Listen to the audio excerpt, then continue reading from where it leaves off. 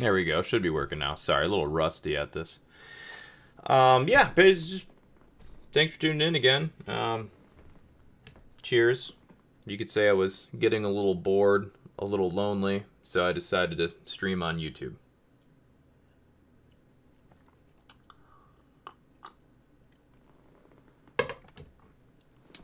So cheers. Yeah. Just hanging out. Everything you need to know is in the title. Stock market is bearish. Sell signals underway. So yeah, I mean, we'll just pretty much continue watching the market do whatever it does. Right now, it's gonna pop up into, well, we just kind of, that little micro target's complete. But yeah, I'll just do some micro 1 minute stuff with you guys as per usual. Just kind of going to and from little 1 minute micro targets here and there while we spiel about the market. I'll even go over a couple penny stocks and stuff like that. Kind of beef up the stream just so it's a little bit more entertaining, if you will. So yeah, hopefully you guys have been doing well. Welcome back. Thanks, Oliver. Appreciate that. Yeah, I mean, finally kind of done working every single day at one of my rental properties, which feels good. Finally finished that remodel, so that was good. But it was one of those things that had to get done and time sensitive, if you will. So yeah, there you go. We just took the volume weighted average price off that last high, ramped it up. Now what we're going to do is we're going to take a bad boy down there. We're going to be like that. We're going to throw that on the low, like that.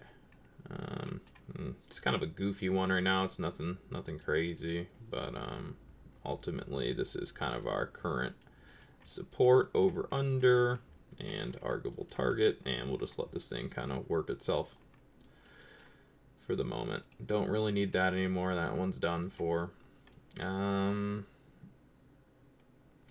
We haven't tested volume weighted average price from this high here, so arguably this is still kind of our target up and resistance zone for the time being. That little yellow box that I threw there, that's still kind of the trend that, you know, it's kind of untested, if you will. So yeah, hold on, I need to add one more here, like so. I'll change that real quick. Sorry if you hold on, low. So currently our pullback destination would be the yellow box on the bottom, and our upside would be this. So you can kind of say markets, you know, whether you want to call it trapped, we just know that this is pretty much key volume trend here and key volume trend down there in the micro. So the yellow boxes are usually our kind of go-to magnet areas where we expect price to travel to. For the most part, you know, there's obviously nuances to it, but the main gist is anytime you see a yellow box on the screen, we pretty much assume price is going to be traveling to that location. Sometimes we'll have 2, 3, etc., but that's pretty much it. So you can see right there, like that micro 1 minute candle. See how the micro 1 minute candle dropped right back out down to that yellow box. You know, you could say it shied it by a penny or so, but ultimately that's pretty much that. I do a little bit of trading here and there, still a little bit of day trading. I've actually kind of started doing some slight swing trading a little more than I used to in the past. Obviously long-term investing, but that you just buy and sit. So there's really no excitement in talking about that. But Bitcoin was probably my best play I've had in probably a couple years now, honestly, as far as gain and just overall trade. I started buying Bitcoin. I've owned it for a lot of years now, but I'd say the best trade I've had over the past couple of years is really just my Bitcoin trade. Made a couple 100% on that. So yeah, my long-term trade was the best trade figures, right, that I've had over a couple of years. But yeah, like today I tried to trade a penny stock and didn't really get filled. I got filled a total of 5 shares, so that was cool. So like I tried to put on a trade today with a penny stock, but got no fill, and then it just blew up. So kind of one of those situations where, you know, whatever. That one, actually, hold on. That was, let me flip the screen here. Where is it? It should be this one. Yeah, so the stock, I don't know if you can see. Yeah, you should be able to. LAWR. This was a penny stock that I came across this morning. I was like, this one has potential, so I try to put a trade on, and again, TOS or whatever, just wasn't really, just no fill. So I got a total of 5 shares, so that was cool. But of that 5 shares I made, I think it was like a 38% gain, so that was cool. But yeah, I picked LWAR today as I only looked at a few, but of the few I looked at, I figured this one had opportunity just because it just had the look, the patterning, if you will. It met, the requirements. It was in an uptrend, things like that. So it was just one of the stocks I came across today. The uptrend looked decent. Things that can make a stock blow up had been triggered. So I tried to put a trade on, didn't really get filled and whatever. But that being said, I did pick one of the good ones there today, if you will.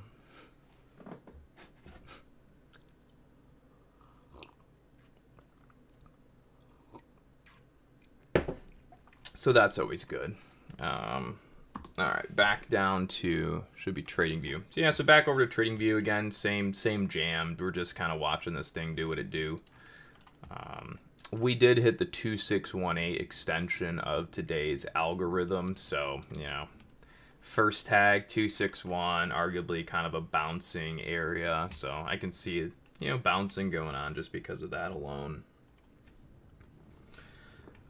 But yeah, so we're gonna maybe adjust some stuff here because we got a new low, so we're gonna add this guy to there. All right, so now we're kind of little support uptrend pullback stuff has updated. It's now about like 635.24 or so.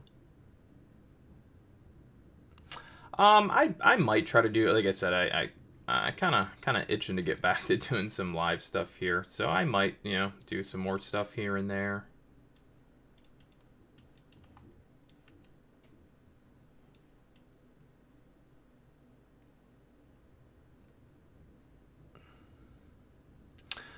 Thanks, Oliver. Appreciate that, brother.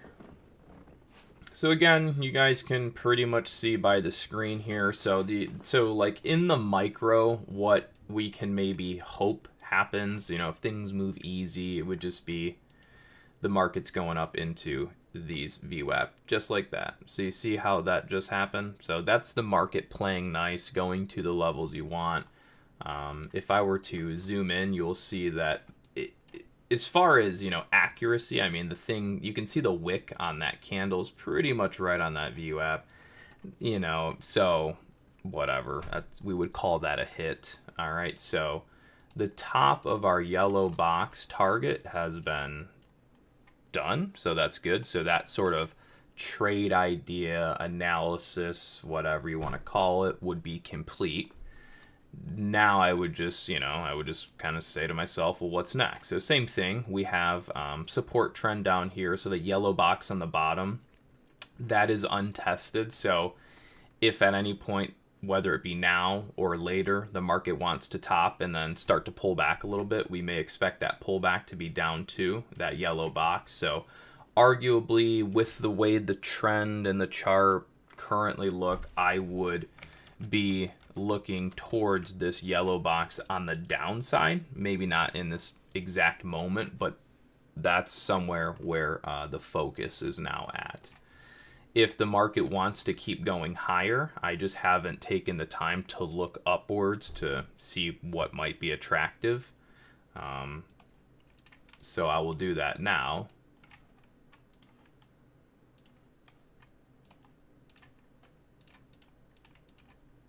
That's been tested. That's been tested. So if the market were just to keep blowing up, then this may be an area where we're going to look to magnet to. So essentially the way, the simplicity would be if we're teaching this and we were going to put this in a textbook and things worked easy, we would say this is bottoming, if you will. The market's trying to go up. And now what we're doing is we're just seeking out levels on the upside that we believe market would be interested in going to, which one of which again was here, which I'm circling, next of which is going to be this box on the upside. And while we're doing all of that, we still are looking at what is below that has yet to be tested, right? So that's pretty much it. So we're pretty much coming into that next target. Again, this would be like completion of a long. There might be some hesitation here, you know. And so yeah, that's that. So anyways, we are still going to be looking for a pullback to this box on the bottom. But now, with the way the chart's traded, we're actually looking for a pullback to right here, this box in the middle, just like that. You see how it just pulled back right as I was drawing that box? I was a little slow. But again, just the way the chart developed there, we would be looking at a pullback in this middle area first before we would even start considering this. So before, like 4 minutes ago, with the way the chart developed, we would be looking at this box for a pullback here. As the market continues to run up, run higher, and breach this zone where I'm moving this box, just means we'd be looking at a pullback to that box in the middle. And anyways, so you get the point. All right, so things are still grinding up. That's cool. That's good. If things continue to progress the way they're going to progress, now we're looking for, again, we're either looking for resistance at this current box, or it's going to be a situation where we break that guy and we're going to jump to the next one in sequence, which would be here. All right, so yeah, essentially the way I would read this is above goes here, below can backtrack down to here, and worst case scenario to, or well, that would be wrong because it's changed, so it would be like that. So those are like really just, you know, it's just as far as how the market is set up, those would be the scenarios, and then down to there. So we'll just keep it kind of drawn up like that for the moment. So cheers, everyone. Hope it all makes sense. Hope you're enjoying. Give me a sec. I want to actually kind of flip through some larger time frames here, because this is all micro chart analysis, and you know, sometimes you overlook things when you don't zoom out some. So I've done a lot of zoomed in. Now I'm going to zoom out a bit.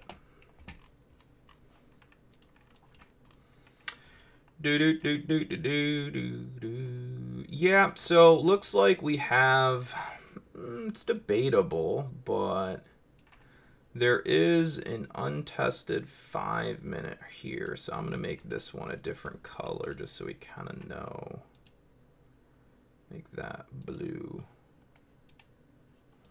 All right, we're going to go back to the micro for now. All right.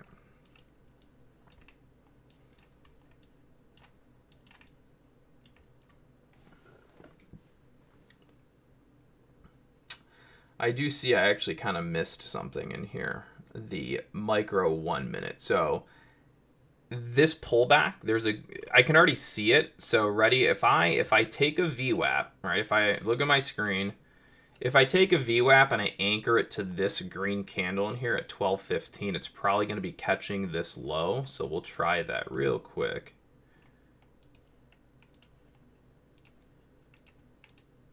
Not quite. It's actually the next one above. Yeah, so I could see why maybe we're supporting there. I'm not even really concerned about it. That's like getting so finite. But anyways.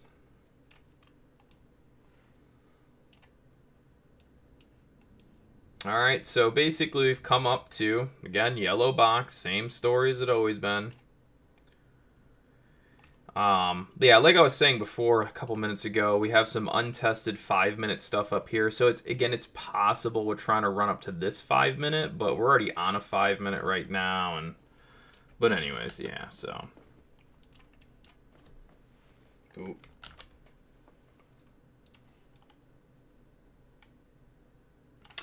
No, we did not hit a 3 sigma dump. The last time we hit a 3 sigma sell on the market was here.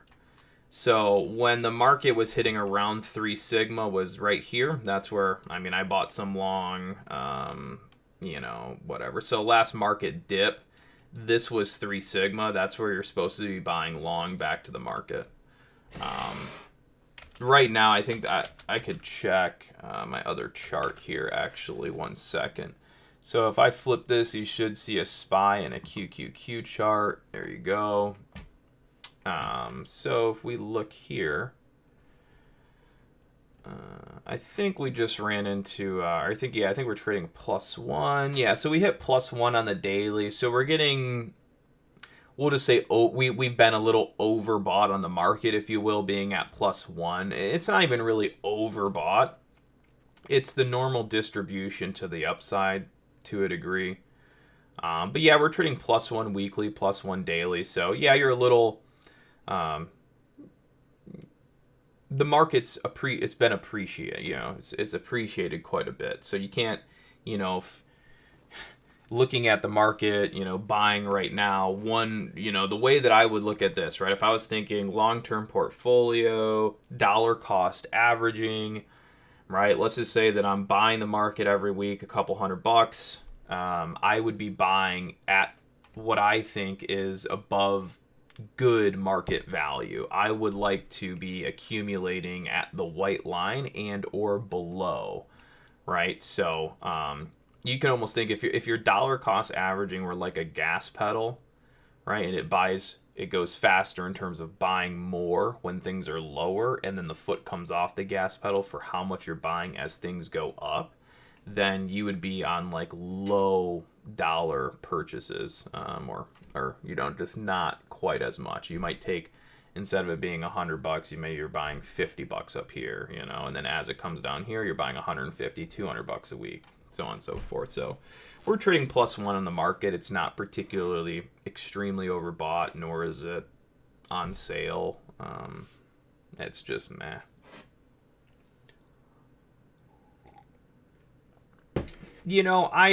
I'm honestly not smart enough to say, or maybe smart enough's not the way of saying that. I don't know enough about,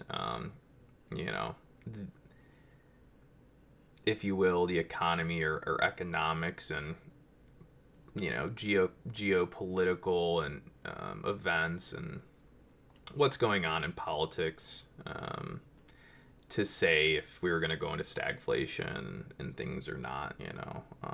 I would like to be, but I don't know. Personally, I have no idea. I just do my best to make a little money, put some away, have some assets. That's all I can really do. Try not to get too fat as I get older and out of shape. That's pretty much it.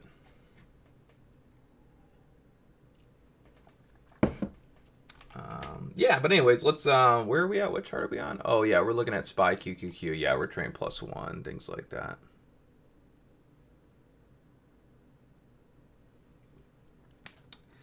Anyways, I'm going to go back to some other chart here, I think. Yeah, I'm going to go to Trading View. We're back here. Oh, yeah, I don't know if we went over that a little bit, but anyways, I'll zoom out some. Oh, no. I'm going to go to SPX real quick. So I just wanted to kind of re-emphasize the sell signal, right? So the title of the video is we're in a sell signal, blah, blah, blah, blah. Yeah, so again, if you guys are just looking at the chart, right? So 30-minute time frame, you can just follow the cursor, right? So cursor here, you see price goes below SMA, so that's a sell signal. Price, if you're following my cursor, arrow goes above SMA, so that is a buy signal. Follow my cursor again, arrow here, price goes below SMA, so that is a sell signal. All right, so right now we're on the sell side. We're not at the start of a sell move. The sell move is already underway. How long the sell move will last is as good as anyone's guess. But we are on the sell side. But this would be like, if this was the start, so I'll just draw that start.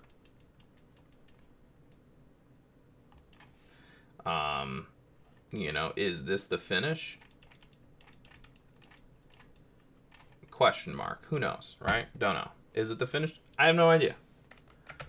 But what I know is that when the price is below that SMA calculation, we're more likely to see a neutral environment to bearish environment, but not bullish, so on and so forth. So yeah, so again, we're on the sell side. We're not at the start of it.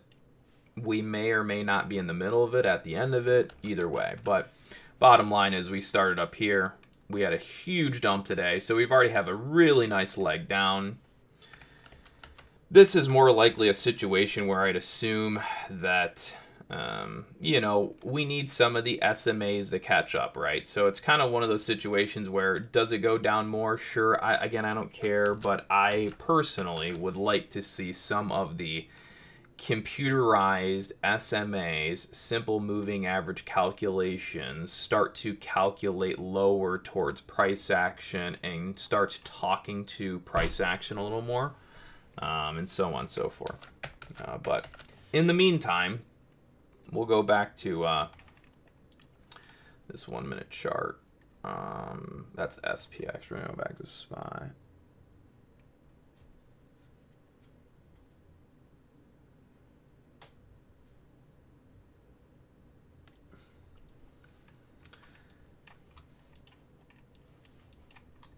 All right, so we're going to come back to this chart. All right, so we have the arrows drawn there, which was basically, again, if the market's going to continue breaking up, it's got to sustain over here, and we're going to go to the boxes on the upside. Obviously, if price can't do that, it should fall back to the box on the lower side, which we've pretty much just done, right? So that sort of trade idea right there would be complete, right? Those levels were hit, that sort of, it's done, right? That happened. Now that we've created this high, which we would actually be anchored to this high, so I'm going to add what should have already been added, but we're on another chart, right? So we're going to add the two VWAPs here, and we would have drawn a box right here and said this is now our counter retrace level off that move. So we're going to change this to yellow. All right, so now this is our top, pull back, counter long back to potential 1 minute lower high resistance. So now if the market wants to continue down, this is where it starts to lower high in the 1 minute. If it's a false lower high, then the shorts eventually stop out above, right? So it's the same scenario. All right.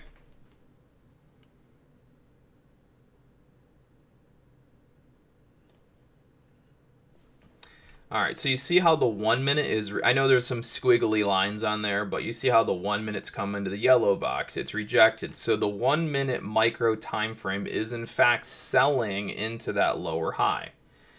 Now it would be essentially, you know, if the market finally breaks down this little spot, we're going to go into that yellow box on the bottom. All right, so it's if the market maintains below, then we go to there now. All right.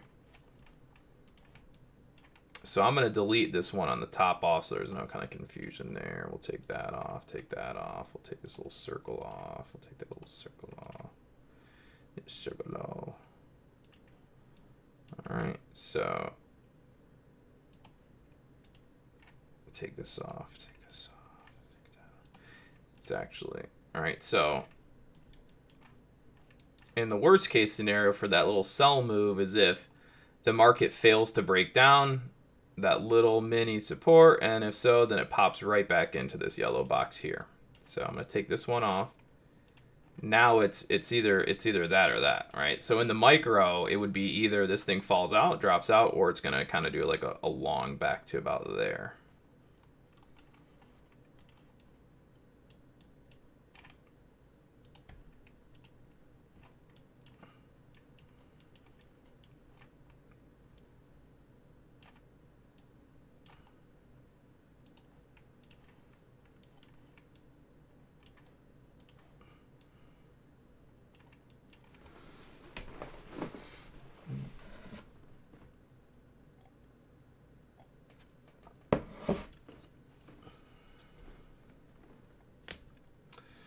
right, so the long back up to the box on the upside, that is again complete. That's done.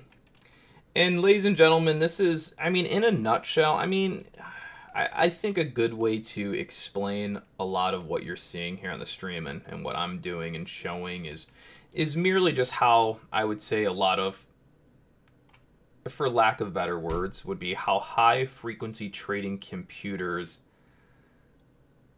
move candles in the short term in between short-term or retail traders volume and environment, right? So yeah, so a lot of our VWAP stuff I'd have to say is just again how the markets are able to move price action in the short term between people who are participating in the market, their key volume, right? So that you're constantly again stopping people out, taking them out of trades, right? The market was going down, but now we're going to bounce it all the way up here to try to create a lower high. And so a lot of those lower highs, higher lows, back and forth candles, a lot of times will merely just be the markets moving to and from traders' volume levels, if you will. What's up, Brian? Good afternoon to you. It's been a while since I've been on, but it's fun.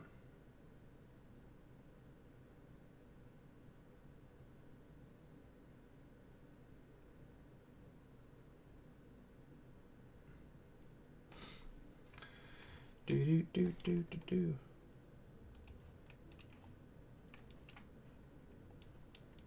Now we're just going to let the price action do what it wants to do.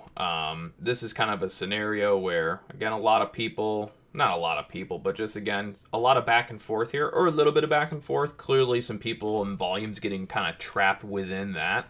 So we'll just let them, whoever is within here trapped, we'll just let them either stop themselves out, kind of make the next move, and then we'll start playing off that.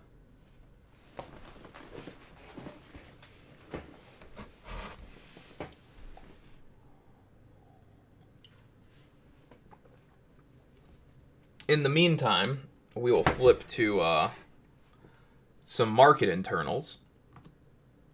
So this is what the old market's been doing today, which, you know, you're really just looking at the advancing, declining issues of the NASDAQ, S&P 500, and things like that. Your FANG or Magnificent 7 stocks. So we'll go through it just real quick. Won't spend a lot of time here. There's not a whole lot to say when you're looking at this stuff, really. So NASDAQ 100 pretty much opened on the day. Little pop, little down, little up. Pretty much flat, right? Would say it wasn't the biggest contributor today to today's action, but it did contribute at some points. Just the entire NASDAQ overall advancing, declining issues was, a big proponent of today's early long, right? When you look at the market and you see how the market started with that really nice bounce, you can look at the price action of the overall NASDAQ and you'd see it was pretty much straight up, right? So that has a good reflection to what you were seeing on the NASDAQ this morning. Everything was going straight up. The FANG, all right? So this is where the FANG, the Magnificent 7, they play a big key role. So again, you can see they started a little bearish out of the gates and then reversed into a long. So if we were to, look at the market, and I'll bring it up real quick. Sorry, one second. So if we look at the market real fast here, I'll delete all this so you guys can a little more clear, right? So if we look at right at the open, you'll see we get that knee-jerk reaction down and then right back into a long. Well, take a mental note of that, right? Look at that formation, knee-jerk down at the open, and then long, all right? And actually, it would probably be even better if I just turn this to a regular trading hours chart. So look at this pattern when we're just looking at a regular trading hours function, and you'll see the two candles down, the knee-jerk reaction down, followed by your long up, right? And if we now transition the chart we're focused on to the market internals, specifically the like the Magnificent Seven, your big market cap stocks. What do they look like, right? So if you zoom in, they had 2 red candles down and then a reversal up. So this just kind of goes to show, not all the time, but a lot of times, how much of a role the Magnificent Seven and or the biggest market cap stocks, how much of a role they play on any given day's price action of the stock market. To say that a little simply, the Magnificent Seven, the major market cap stocks, they play a very important role in creating the price action of the markets for the day. So again, 2 candles down followed by reversal up. Your NASDAQ today, 2 candles down QQQ, 2 candles down followed by reversal up. Simply by looking at a combined ticker form of all of your major market cap stocks. Anyways, back to the market internals. Moving into, the SPY here on the right. So these are the S&P 500 issues. Again, a little down and then a little up. This is also important. So let's zoom in. Let's look at the pattern here. All right, so like a little choppy start, down, then up. Let's go look at TradingView. Let's look at the SPY today, and let's just kind of correlate that action. All right, so now when we look at the SPY today, we will see it was down, up, stagnant, then up. Let's go back and look at the pattern again on the S&P market internal issues. All right, so let's take a little peek at those again. Again, you can see down, up.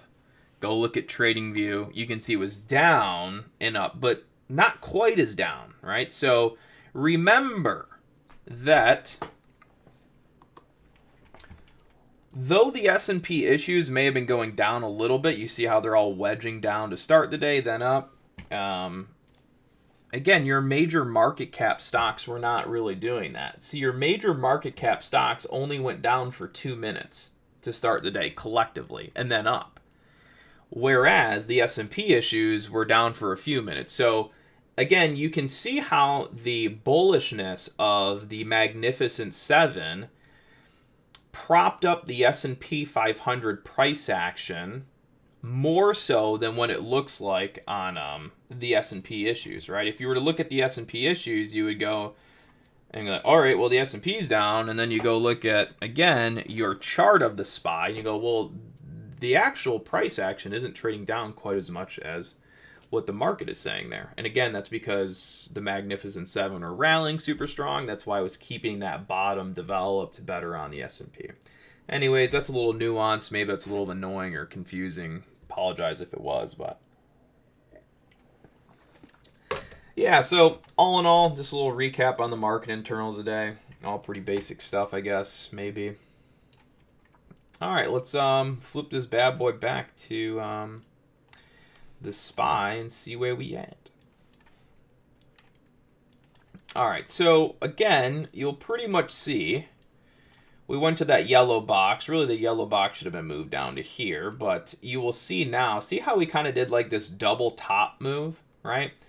So is it really just the market going back up to this high, or is it the market tracking down that untested volume weighted average price area? Who knows, I guess, really at the end of the day, but bottom line is you will see once the market breached VWAP here, it pops to next VWAP, ultimately creating so far what looks like an M pattern.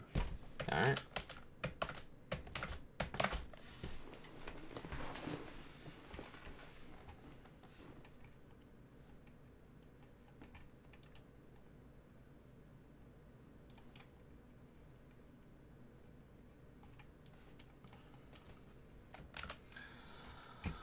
Bitcoin, yeah. So Bitcoin, pretty much we've hit our long targets for Bitcoin on the daily chart. So now the daily chart is arguably trying to set in another lower high. We'll see if the daily chart is successful or not. So again, same thing we do a lot of times with the micro chart on SPY and QQQ. We'll do here on the daily chart. So ultimately, you know, we just took our last daily high. We're going to throw our volume weighted average price on that and assume that our counter retrace, just like we did on the SPY a bajillion times here, we take a little yellow box and go, that is our target. So as the market pops to here, then rolls down, we anchor the previous high, track the key volume weighted average price of that, expect counter retraces to that, and then if the market still wants to lower high, that's where it can attempt it. So now when we have our daily levels as we see fit, we can then go into, say, a lower time frame like a 5-minute and see how the market starts to react as we enter those key levels and zones. So essentially this here was our daily long target. Well, daily counter trend target as market trades bearish down. All right. So now the daily chart is trying to create a lower high here, and we'll see if they're successful. All right, we'll see. If the whatever, I'll just delete it. No, let's see. If the daily chart is unsuccessful, or sorry, if the daily chart's unsuccessful at creating a lower high, then we're gonna essentially, go up, and we'll look for a weekly volume weighted average price level here. So it's gonna look something like this.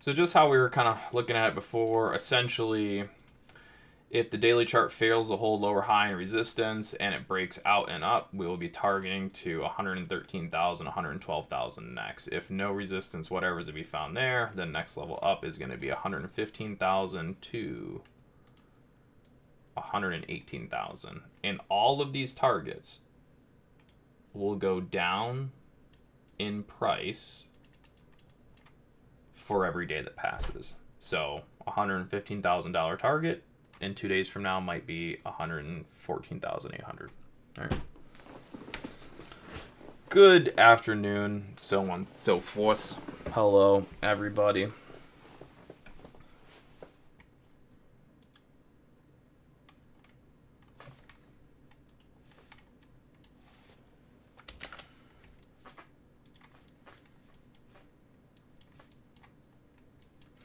All right, so essentially everyone that was kind of trading within that zone, they've all been stopped out, etc. So now we're going to look for the market to pull back a little bit.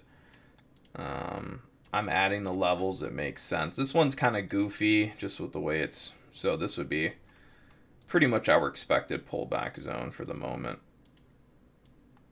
Right about there, which we kind of got close to already, but yeah, this would be your expected pullback area. So again, you can pull back into here, and then if the market's strong enough, you'll see kind of a dip long out of there.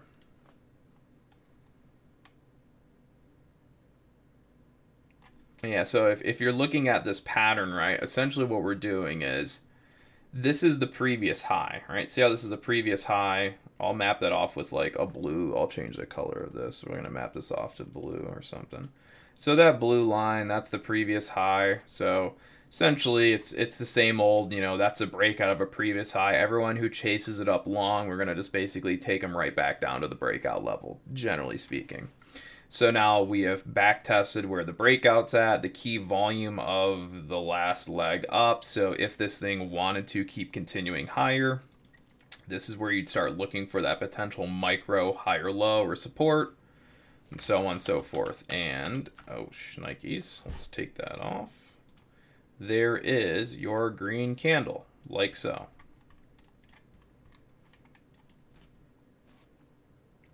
And then also, the way computers trade in the market, they like to, for example, as you just saw there a little bit, They like to wait, not all the times, but you know, enough. They'll like to wait until the next 1 minute candle. So, you know, for example, let's say you have a red candle come down into your support area, but there's still 30 seconds left of that 1 minute candle as it's trading in your support. They may not allow it to bounce until the new 1 minute candle, and then the new 1 minute algorithm will change a little bit and start sending off along, if you will. All right, so look at our pullback zone is complete. We can delete that now. Well, yeah, I mean, that's complete. So basically the way this works is if this market wants to create a higher low here and continue up, the first thing we may look to do is retrace the 1 minute chart level, which this one's kind of goofy, but ultimately this would be your target up now. So for anyone who shorts this top, if they're not correct and this fails, a lot of times they get pushed back up to there. So this dip, the longs are hoping that it continues, right? And everyone who may have shorted this top is hoping it breaks down. Well, those that shorted the top, if they don't get just the immediate fallout, then a lot of times they get squeezed up, right?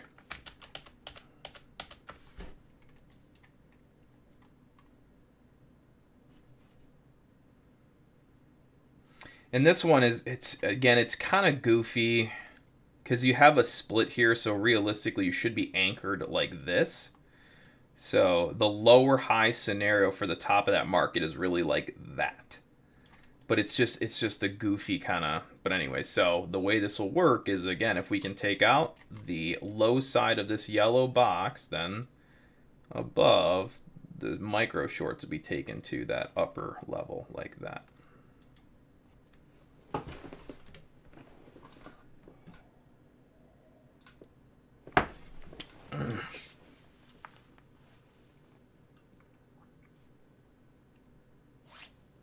Oh, I know you can barely see me here, but that's all right. I'm still here.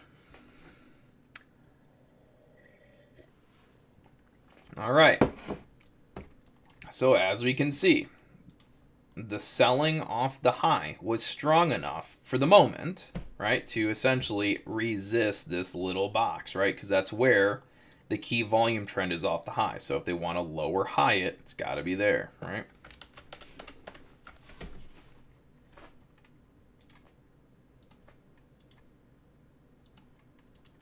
Boom, just like that. So you can see, where's the breakdown happen, all right? The breakdown happens right below where, again, our previous box was, because that's, again, so again, this is all micro time frame stuff. This is how we track all the retail and people in the immediate trading the markets and essentially understanding where their levels are at and why they might do this or do that. Yeah, so looks like we're just kind of running into the volume weighted average price of this last dip area. So, yeah, pretty basic stuff.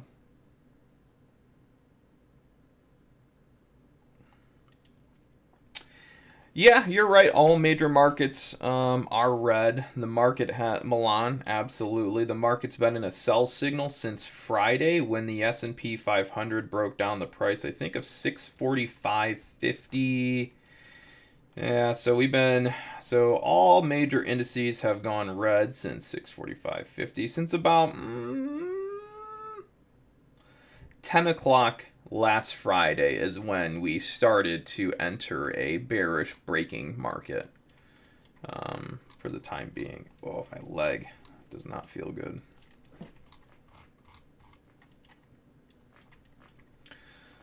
All right, same jam. As always, let's take this guy. We're going to go right to the low. Wait, where'd it go? There it is. All right, so basically what this is now our low of day support. Well, from the low. So now we're just bouncing back up. VWAP locations right about here.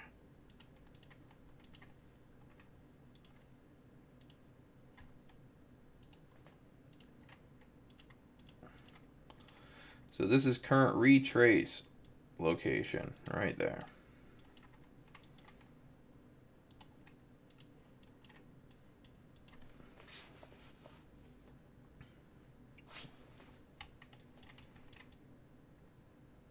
Yeah, I mean, maybe. Let's just double check that.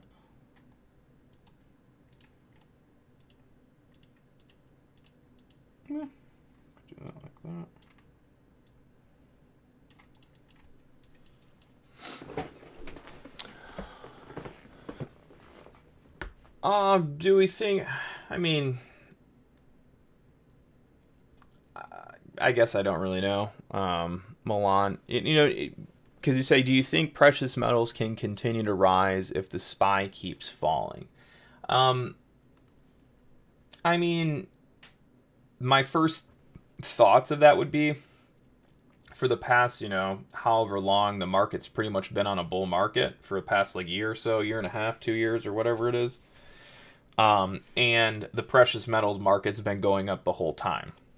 So, um, myself, and I own a lot of gold and silver, a lot. I mean, I own a decent amount. I can't really say it's a lot. Everything's relative, I guess. But I own good positions of gold and silver. And over the past, however long, they've been going up as the market's been going up. So I don't particularly look at the, macro swing bearish market as a major catalyst for driving the price of precious metals higher when over the past 2 years they've both been skyrocketing, right? So, maybe not. It's just not something I consider too heavily as a major catalyst for it. I would just say, everything goes through cycles, and as long as our government, prints money and devalues paper money, then physical assets will just tend to be priced higher. That's it. Whether or not they become more valuable or not, I guess, is up for debate. But one thing is for certain, and really just as long as money's printed and your dollar's devalued, then things will just be harder or cost more to obtain. So I'd say that cycling or maybe that thought's more at play than just price action of the market. All right, cool. So basically what we're going to do now is we're going to anchor this previous low. And again, so this is how you use the micro time frame to basically understand how markets can kind of, if you will, chop people around and just kind of keep ping-ponging. We just basically just try to attack previous volume levels of traders all day.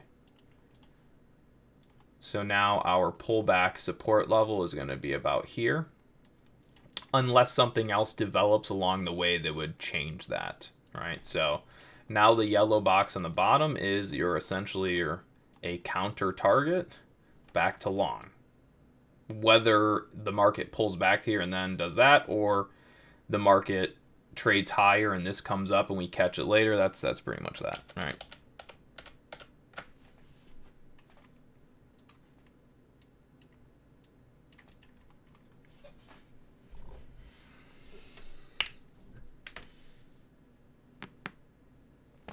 Oh, that's good.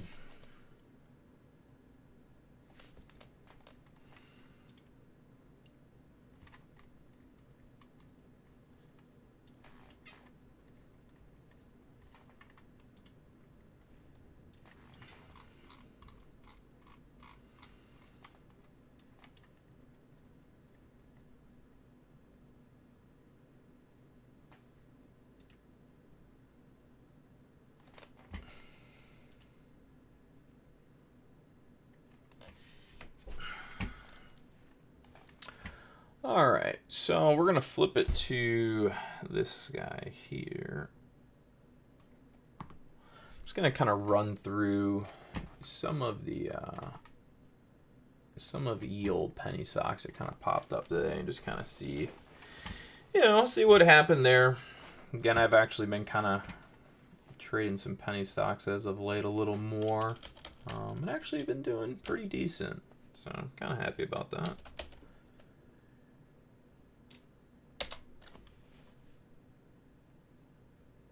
So HWH, this was a, let me just double check it. Obviously this thing's jumped up today. So this is another one of a good one today, good penny stock that blew up.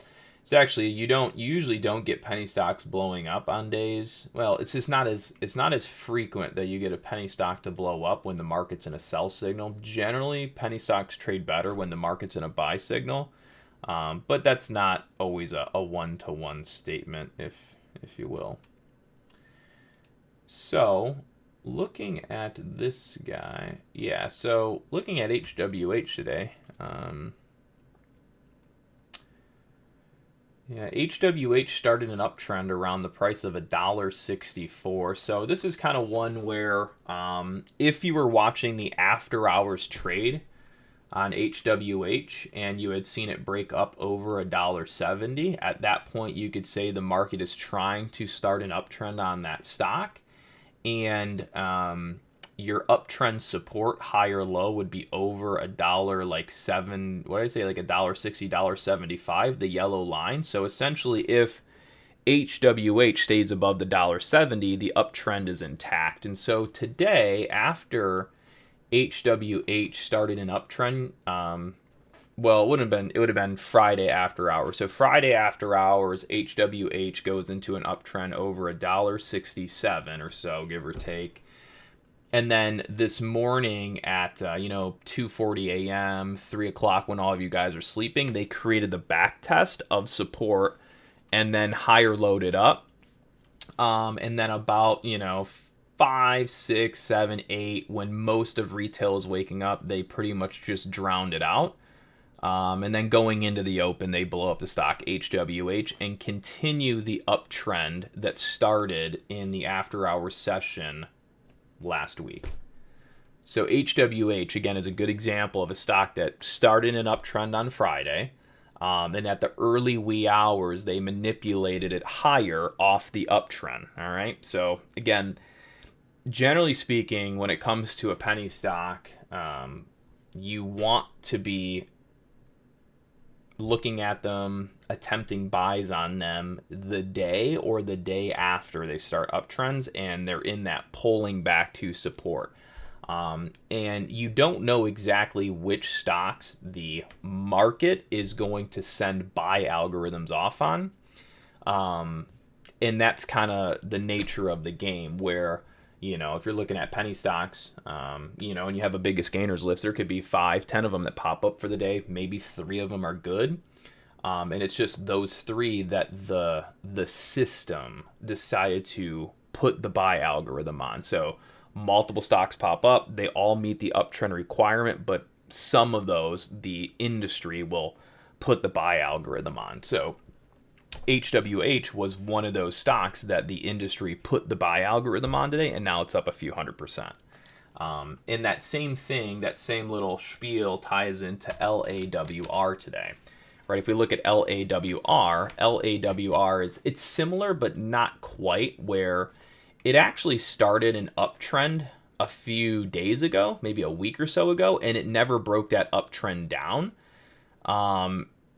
Hold on one second. I'm doing that wrong. Yeah, so a week ago, LAWR started an uptrend, and this morning they sent the buy algorithm off on that uptrend, and there's your blow up. So LAWR stock that today was on the biggest gainers, and if you look at it, you'd notice it started an uptrend about a week ago, held the uptrend, and then this morning it broke out the 30-minute, which is another short-term uptrend start. But anyway, so yeah, I'm just going to kind of pop through a few of these, see what's going on.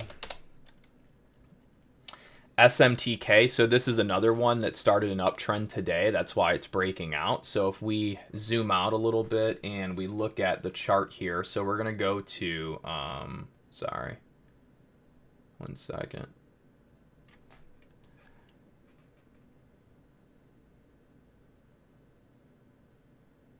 Yeah, so we'll go down here to this guy. So this is SMTK. Looks like they started the uptrend on this about a day and a half ago as far as trading sessions go. Oh, come on. There it goes. Yeah. Yeah.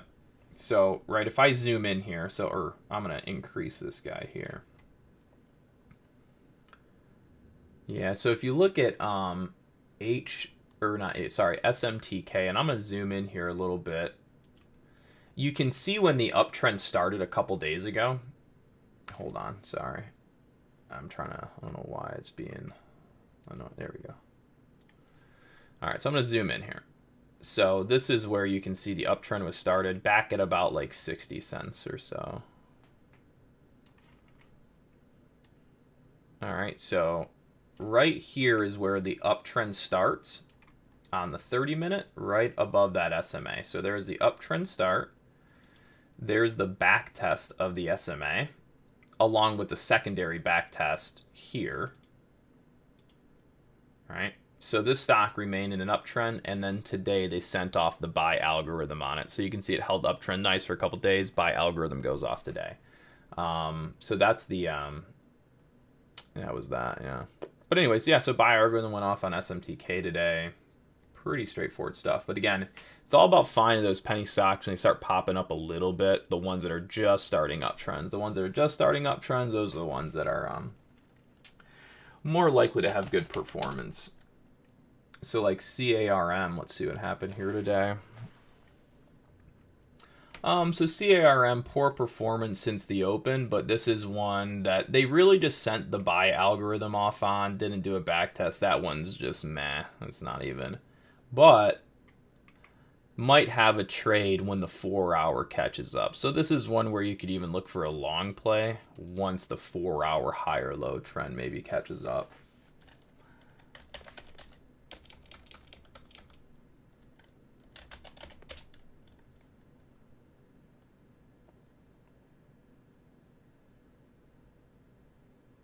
Yeah. Anyways, fun stuff. All right, let's go back to the SPY. Let's just see what's going on here. Love. Do.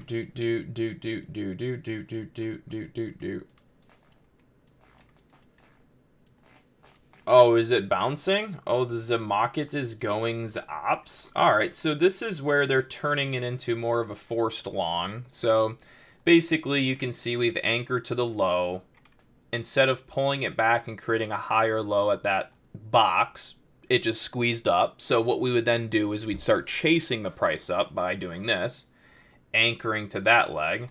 You can see they shy it again here, so we're going to chase it up again, which basically just means that all of this stuff here is unback-tested levels. So when the market's ready and it does pull back, we're just going to test all those levels.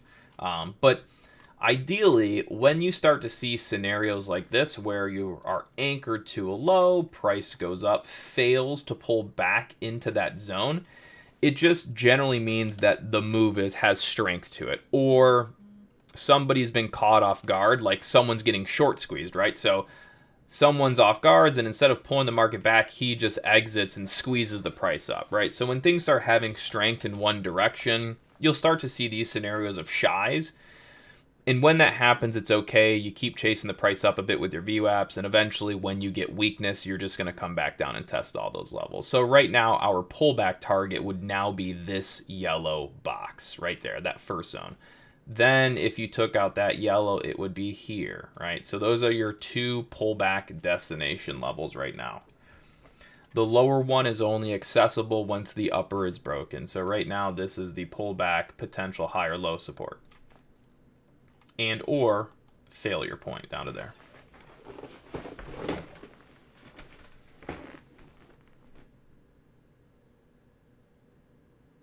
And you see how they create that. You see that? No, you probably didn't. But anyways, you see how this 1 minute candle is now green after that pullback? So essentially, we had this move up, one red candle down into said VWAP, and then as they transition to the next candle, they pop it green. So again, that's how they'll use 1 minute algorithms, from the close of a 1 minute candle to the next before they'll pop it up, kind of thing.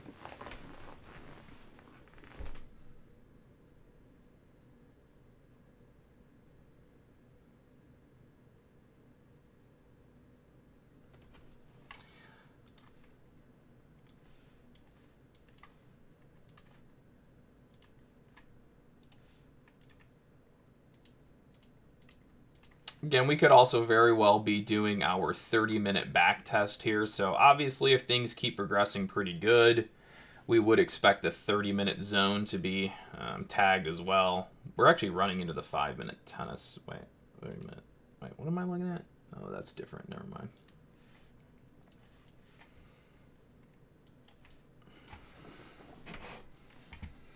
So we would call this our 30-minute.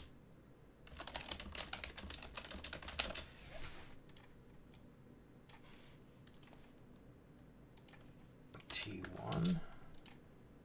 T2. All right, so with the progression up, we're now getting into a scenario where we might be doing and going for and completing a 30-minute back test. So yeah, I mean, those would be all of the T1, the T2 would be areas of interest to fight to on the way up, while at the same time using the 1-minute chart that's being developed to help us understand where micro pullback supports are on the way up to maybe bigger resistances and long targets. Cool.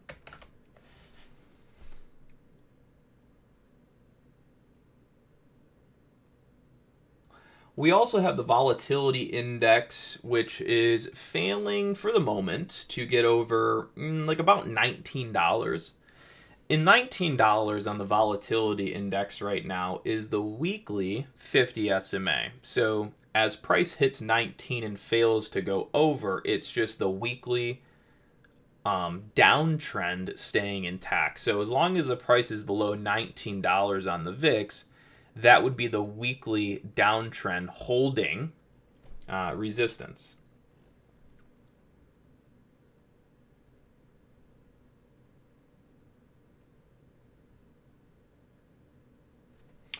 All right, so you see how we pulled back into that 1-minute micro yellow support box. Now we've gone higher. We would now start anchoring to that low, and maybe the next candle above that.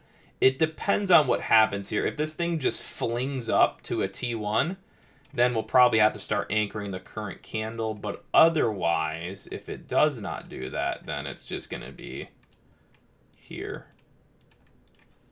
So now our pullback destination is this.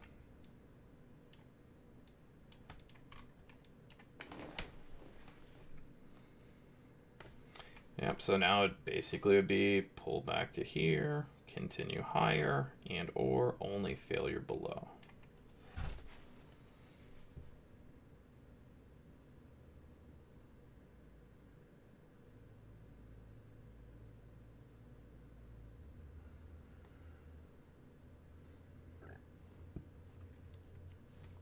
The 5-minute MAC on QQQ still strong. Good separation coming into the 0 line.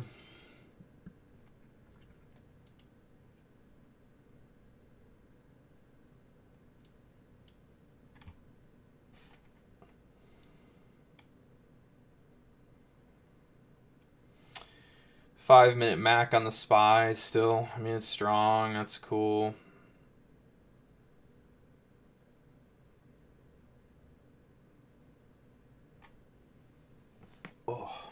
But again, realistically, some of the most important stuff to keep tabs on as we're kind of looking at all this is the market internals, right? So you would be looking at this stuff here. Let me zoom in on all of this. Whoa. Let's just...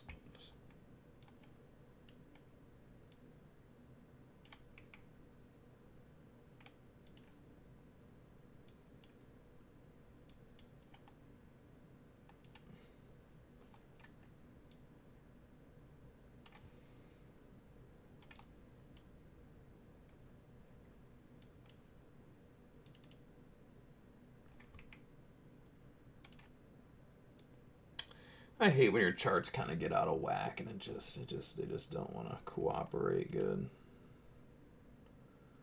That's decent. But anyways, yeah, so a lot of it has to do with the market internals. Like right now, the FANG are putting in 2 red candles, so obviously you're starting to see a little red on QQQ and SPY. So, you know, if I were to zoom in here real quick, I'll bring this up. All right, so if you guys look at the SPY chart or you look at the QQQ chart, you'll notice it's got a little red to it. And if you look at the combined tickers of your Magnificent 7 or your major market cap stocks, they have 2 red candles to it. So just the 2 red candles across the board of those major stocks is essentially what's helping create 3 red candles on the high of this current move that you're seeing.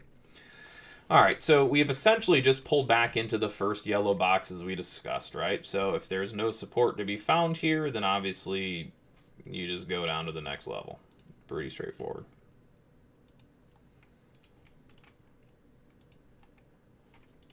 So this is now kind of the current zone right there.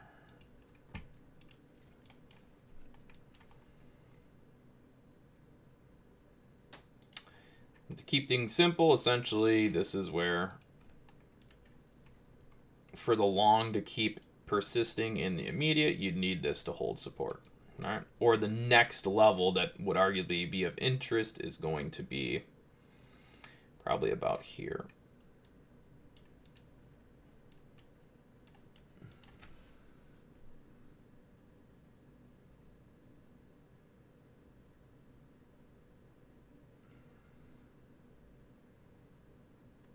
All right, we're starting to slip that first box that we have there, which then means obviously the next box below is obviously on deck. So we'll take that off for the moment. And now what we're gonna do is so there you go, there's the next box on the downside and sequence hit. We're going to start anchoring to this high, and we're gonna start repeating the process in the opposite direction. Our counter trend long is now the box on the upside. And oh, sorry, I'm wrong chart. So this is, yeah, so sorry, that's trading view, but that's what we're looking at now. But you can see how the market's kind of rolled a little bit. What's happening to your major market cap stocks? They're rolling. So obviously if the big market cap stocks don't perform well, then generally the price of the market will reflect. And as a reflection, you're getting a downswing here. All right. So that being said, yeah, so that target's complete there. Let me double check our 5-minute. GP, okay. Sorry, let me take that off. Don't need. Kind of awkward looking right now.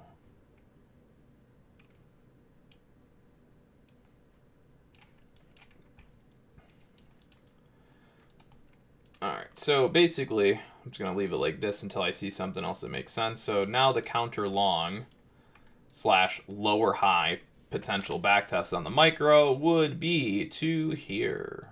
Oh, wrong thing, sorry. Would be to here, so. Or wherever that box ends up being in the next couple minutes, if you will.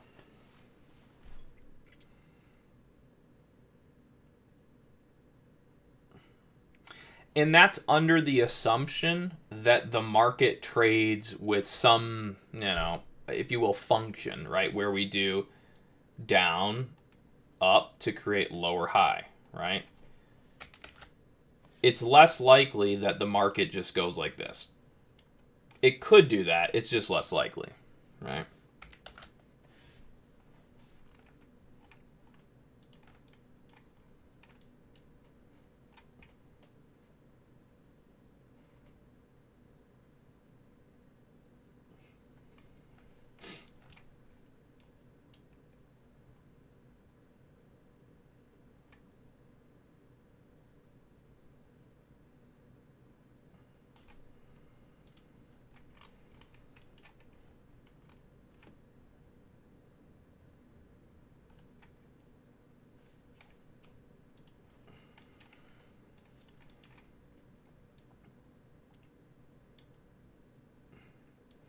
There's only one other thing I think I could be missing in here, which is this candle here. So we're going to update this and make this the counter box too. There. Make it a little closer just because there's a breakdown candle in there. So and this would basically be of this counter T1. All right, so this is where you got to be essentially, this is it, right? So everyone's selling off the top. Their key volume area is about right there.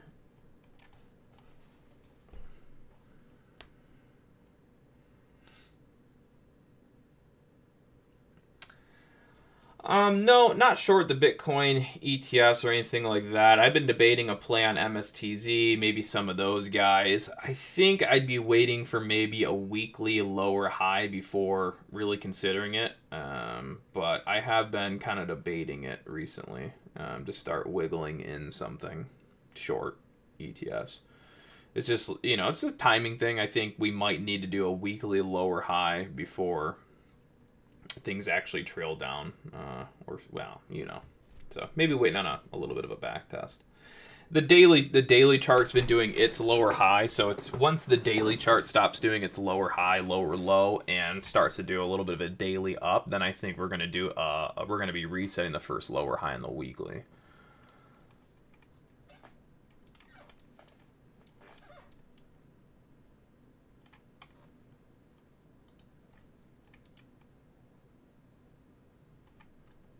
All right, so T1 is complete of that counter long back test off the high. We've pretty much hit T2. T3 would be all the way into the price of 637.01. Do I really care? No. We've essentially popped back up into said yellow box, so that trade idea now done and complete. This is where the market essentially is going to attempt a lower high. And if not, then everyone shorting this high gets blown out. And when they get blown out, when style upper band, the first thing we're going to do is we're going to look to this guy up here. So we're going to call this if again. So it's lower high is under attempt within this zone. If the short and the lower high is failed, this is where they'll squeeze to.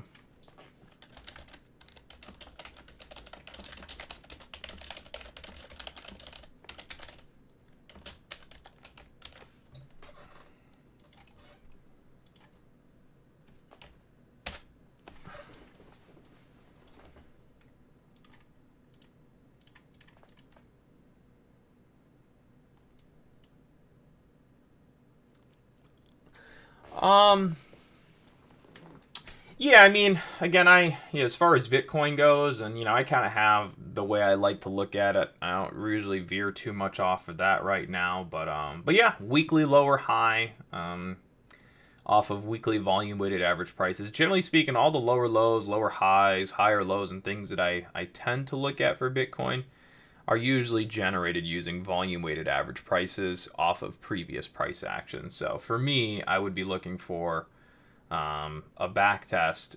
Well, this is where we're at right now. So this was our expected back test zone. Basically, this little yellow box that you're seeing, all this, I'll circle it right here. Well, that arrow and that arrow. That was our current long back test trend, just like you saw us do right here on the SPY. Howard said, if we're looking at that 1 minute chart and we were talking about the back test here on SPY, just like that on the micro chart. So you see how the sold down and pop back up to that box. That's really the same thing we just did here with Bitcoin. This is just off a daily chart. So again, you pretty much have market long back up into daily resistance. Now the daily chart's trying its resistance. If said daily chart lower high fails, then we're going to move up into 112,000, just like you see here. If said next level fails, we're going to move up into 115,000, 118,000. So that's pretty much the progression there with the daily higher low.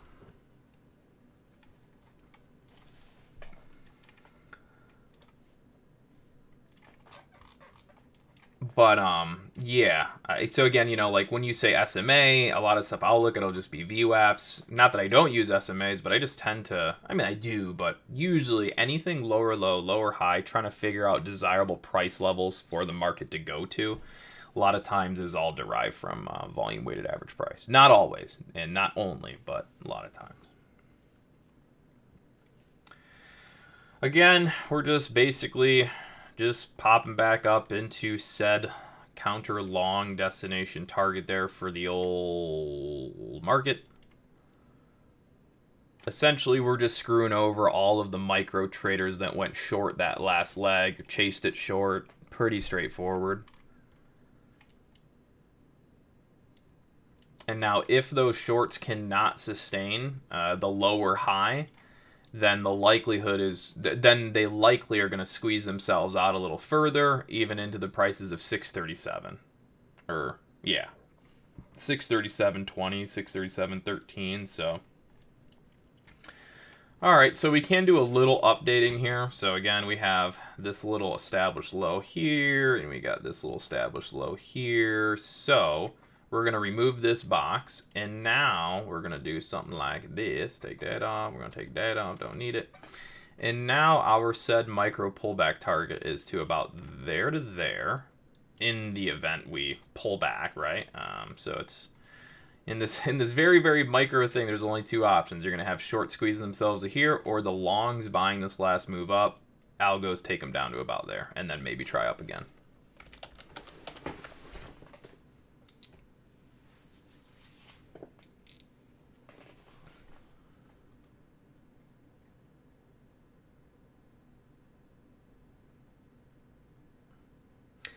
Mr. Poots, yeah, if you're still in here, I don't know if you're in our Discord. There's probably a link. I don't even know, but yeah, you're more than welcome to a free month. I had no hair off my back. Not that I even really have much hair to begin with on my back. Oh my gosh, what is happening? Shorts squeeze to here on failed lower high. If so, I've pretty much done it. I mean, realistically, it would be this zone here, but I just didn't do it. It would be a zone from here to there, because anchor top and split, but, you know, sometimes you get a little lazy.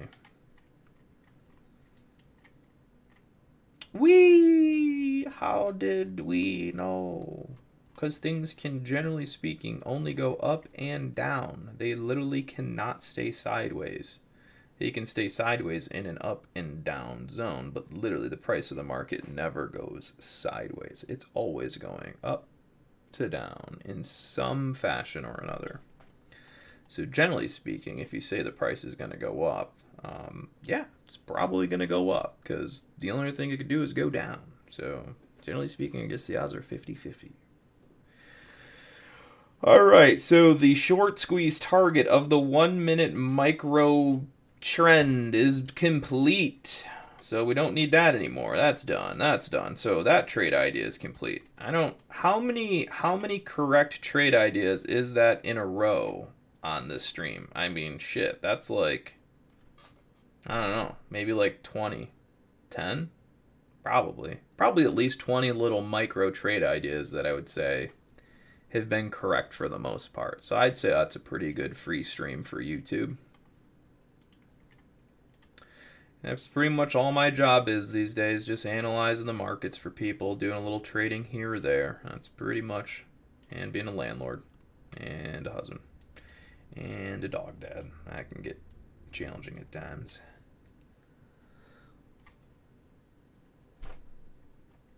Oh yeah, by the way, we have a new little micro pullback target, which is right here, which I'm not on. Would be right there.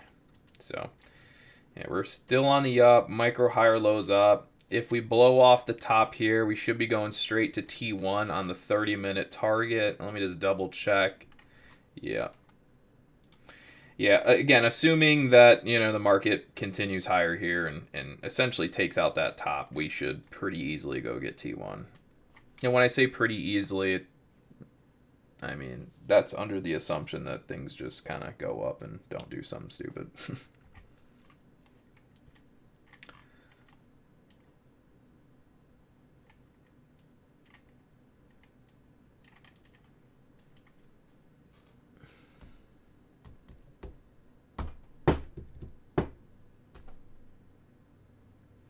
Oh my gosh, the price of the market's going up.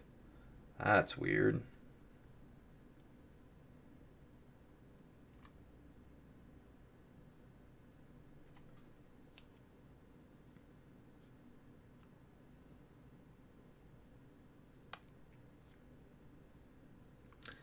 I mean, pretty much that's a T1 hit on the 30-minute, but not really, because if it was, we'd get up to 637.50s, which means it's probably going to happen here maybe in another second or two. I don't know. I don't make the rules. I just follow the market, and that's pretty much about it.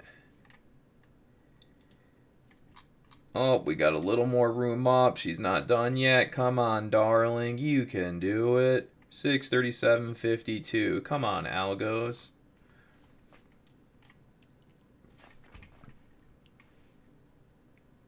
All right. Well, anyways, there's T1 of our 30-minute volume weighted average price for the markets today.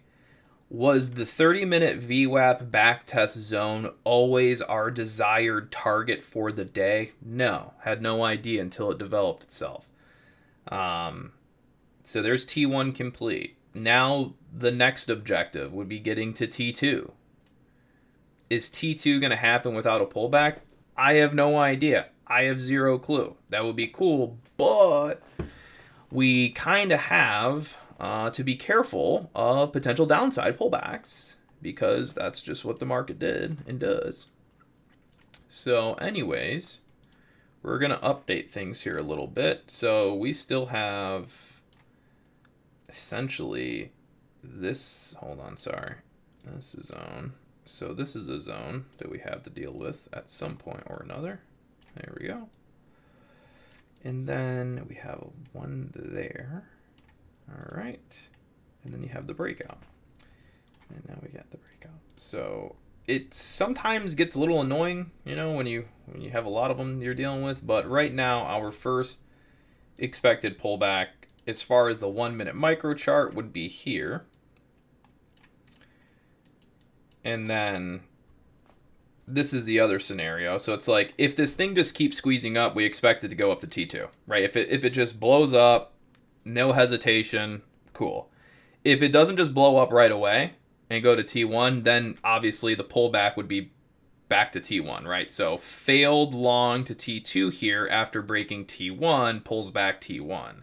Failure under T1 goes to micro VWAP, etc., right?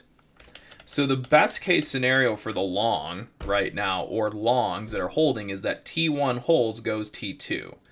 Obviously, if that doesn't work, you generally are going to fail, come back towards that breakout of 637.40, right? So that's pretty much what's going to happen here, right? You're probably going to just be pulling back down to that micro breakout level. We'll see. Again, I don't make up the rules. I just go based off of what I see normally happens.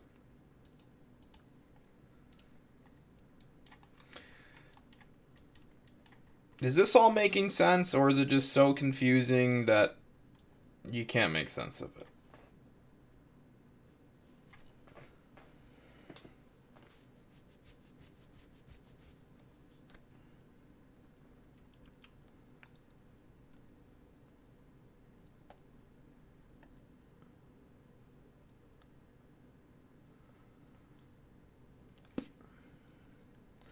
All right, cool. Sounds like it's not making any sense. Lit.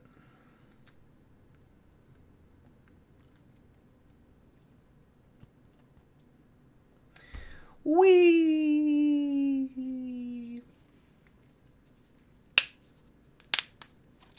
Let's go T2, baby. Woo. Yee.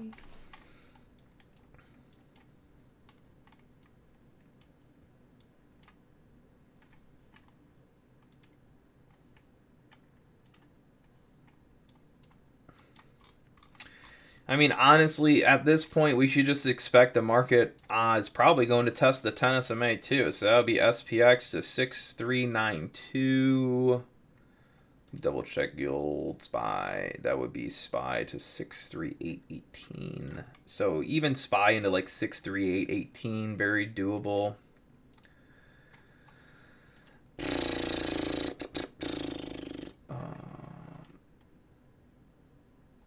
Wait a second.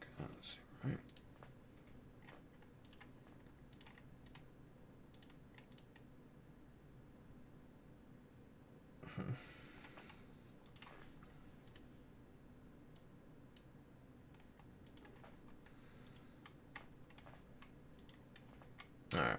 So now that we've reached kind of into this 30-minute VWAP zone, you know, though we didn't really reach T2, it's fine. I mean, we can still go get it. But generally speaking, you know, as far as the 30-minute chart is concerned, you would generally speaking be a little hesitant to longs in this area. If you're riding the long, that's fine. But you really shouldn't be looking to add longs here just because it's up for grabs kind of thing where, you know, the long can boost up to T2, and then arguably the 30-minute chart might take over and try to top it a little bit. So It's arguably a 30-minute kind of resistance area. We'll see if that comes to fruition or not, but yeah.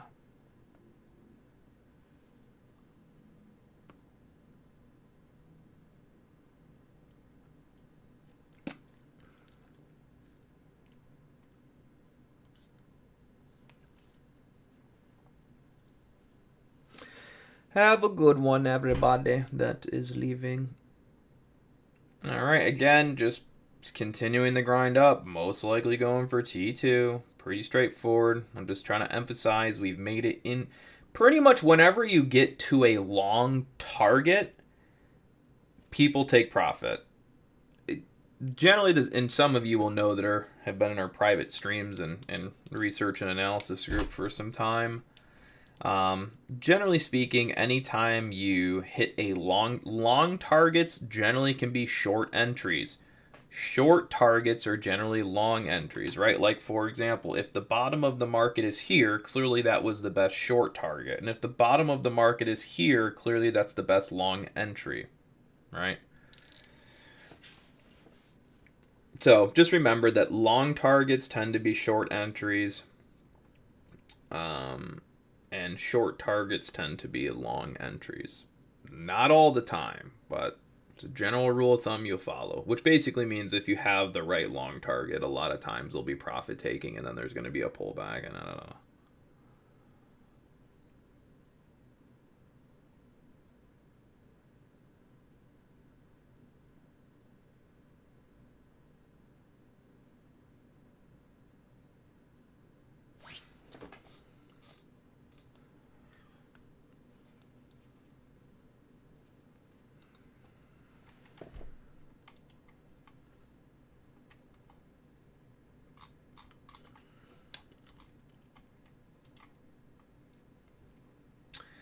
Whoa, we're about to complete T2 and probably the 10 SM. Yay.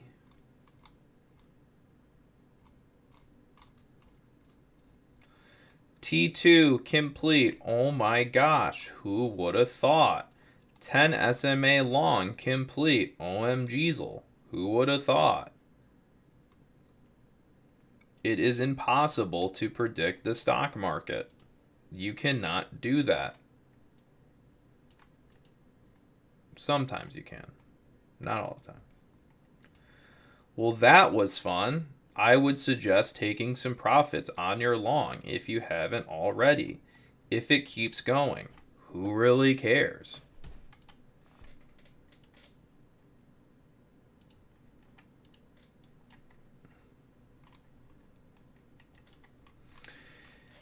Alrighty, we should be looking at one. Well, hold on.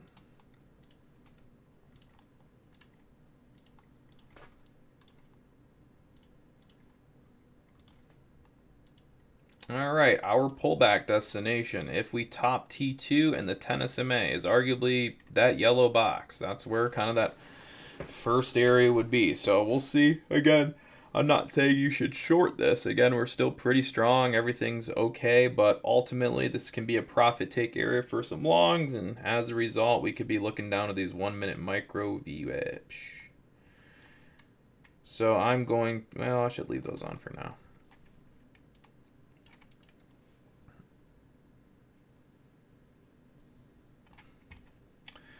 Again, a big proportion, big proportion. Basically, it's going to come down to this, right? So if the market internals start to show weakness, then we go lower. If they don't, we go higher, right? So here are the market internals. Here are your FANGs, your big major market cap stocks. Look at, they just put in another green candle. You go look at the market. What did the market do? The market just popped out another green candle. You look at market internals, those are green. You look at market, is green. You look at market internal, green. You look at market, is green. Until that go red, this don't go red, generally speaking. Not always the case. You get the point? Perfect.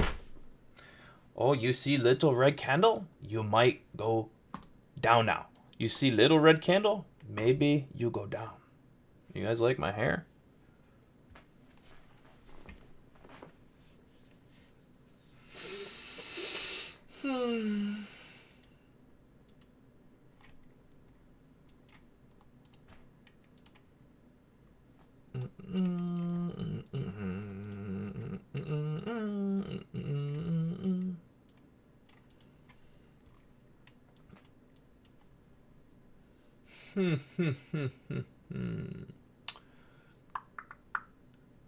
Actually, you know what? We should bring that up. So what we're going to do real quick is just kind of give you guys a little bit of a reminder, which is, again, the volatility index. Let's go to this one here.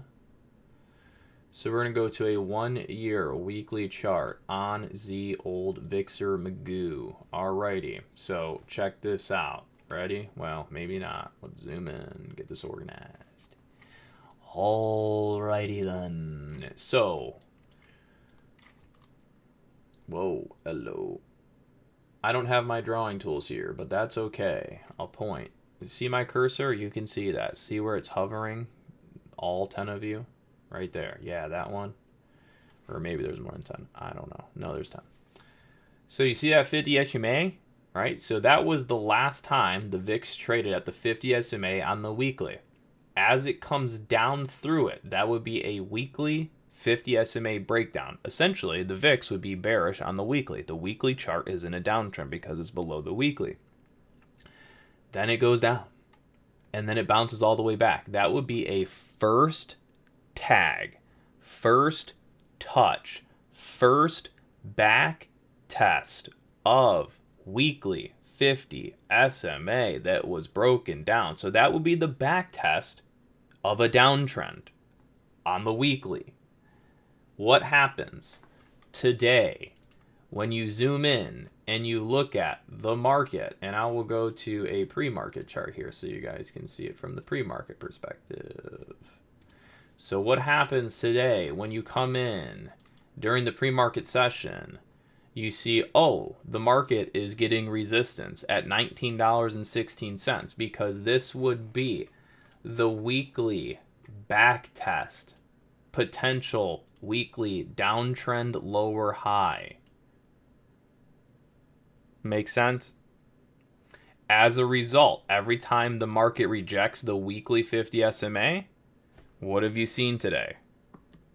The market goes into a long.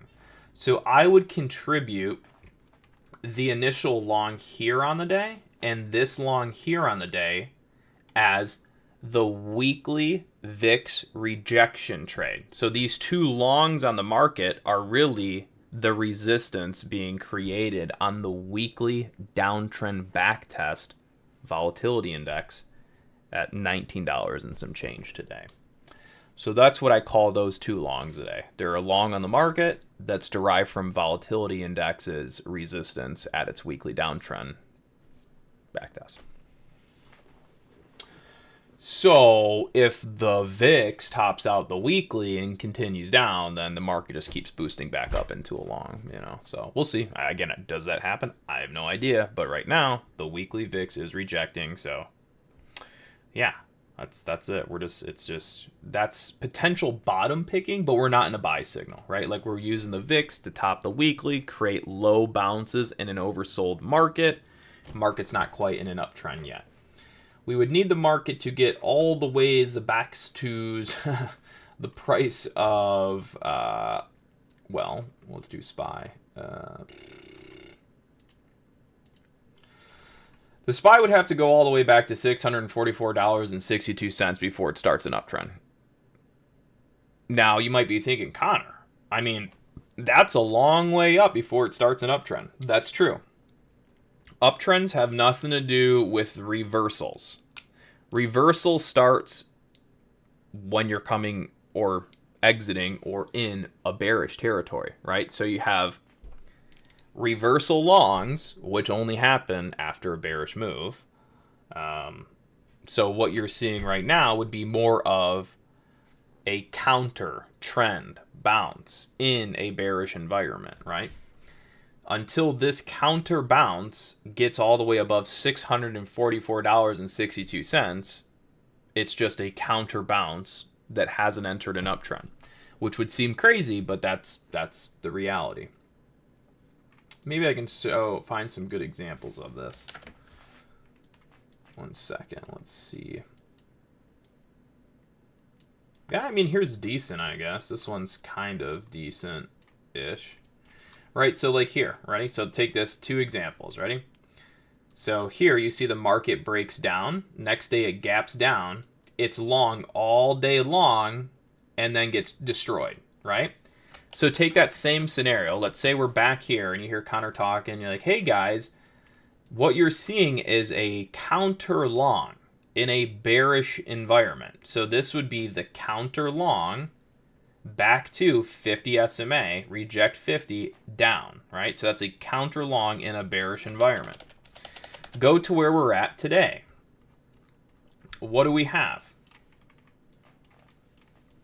Whoa, hello. What do we have here? Huh? We have the market broke down here. This was a counter long in a bearish environment. This is a counter long still in a bearish environment. How long does the counter long go for? Be my guest. Will it go all the way to the 50 SMA? In one shot? Probably not. After some higher low development? More likely, etc. So essentially, what is this? This is a bearish environment, and we're doing an oversold counter long. That's all. A lot of people would, maybe think this is the bottom of the market. It could be. I have no idea. I just go based off of uptrend, downtrend. So, yeah, there you go. That's it. By the way, we hit the 10 SMA target and continued going up even more. If you guys look, the market internals are continuing to go up. S&P issues are up. New York Stock Exchange issues up. NASDAQ 100 issues up. NASDAQ issues up, etc.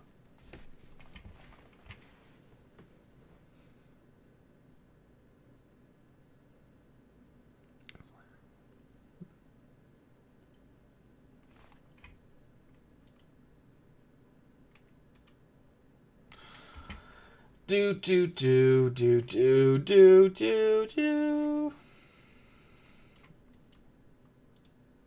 right, we're just going to kind of clean this up. And now we're just going to let the market do whatever it wants to do until it kind of shakes up and does something cool that's worth mentioning. Right now, this is just kind of a situation where we've been on a very nice long grind up. And as a result, it's created a lot of untested VWAPs, right? So if we go to here, that's untested, right? If we go to, here, that's untested. If we go to here, that's untested. So when it happens like that, again, it's just a strong move. When we find weakness, it'll come down and test a bunch of these, and then we'll kind of get back to having, say, more fun, if you will. So we're just going to let this thing grind, do whatever it wants to do, keep going up for as long as it wants. And then once it creates some sort of, knee-jerk move, we can kind of go at it again. Oh, sorry. My bad. Yeah, there you go. Okay, so basically what I was just saying, as far as the micro chart goes, this is a strong trending move, right? There's not a lot of up, down, up, down, up, down, right? When there's up, down, that means you're back testing. When it's just straight grind up, that usually means an algorithm is taking hold of price action. And it's purposely forcing it up, not allowing you to get in on a back test. That's okay. It just means as far as the VWAP strategy is concerned, you just have a lot of untested levels, right? This is a scenario where the market is strong and it's not doing the up down motion and pulling back. An algorithm is forcing price up, not allowing anything other than micro dips. Completely fine. It just means when the algorithm that currently is manipulating price higher the way it is stops, then you will see the market pull back. And a lot of times it will come back and it will test a lot of those untested levels. The problem is when you have a bunch of untested levels, then it's like, well, which one is it going to use, right? If you have a chart where you've already tested levels and there's only one other one that's open, it's like, well, if it fails, it's probably going to that one. But when you have an uptrend like this, where it's created multiple untested levels, you're like, well, I mean, it could fall and hit this one, this one, this one, this one, but which would it stop at support? It can get a little trickier, if you will. But anyways, yeah. So Yeah, so it just basically means we have a lot of untested levels on this thing. So when it pulls back, it'll come back and it's gonna, just like it's doing right now. Ready? Watch. So if I zoom in, where are we going? We're going to this VWAP right there. So you see that one? See how I anchored directly? So I anchored this VWAP directly to the low of this candle. Goes up, pulls back. Where does it go back to? Directly to that VWAP. Exactly to the penny, right? So then you would, next one would go on the bottom of this guy, right? So on and so forth. Yeah, so we're just gonna, you're just basically just letting this thing keep working long. There's no point to be looking for, you know, some sort of aggressive short for the moment, unless it just comes randomly. You're just letting it grind up.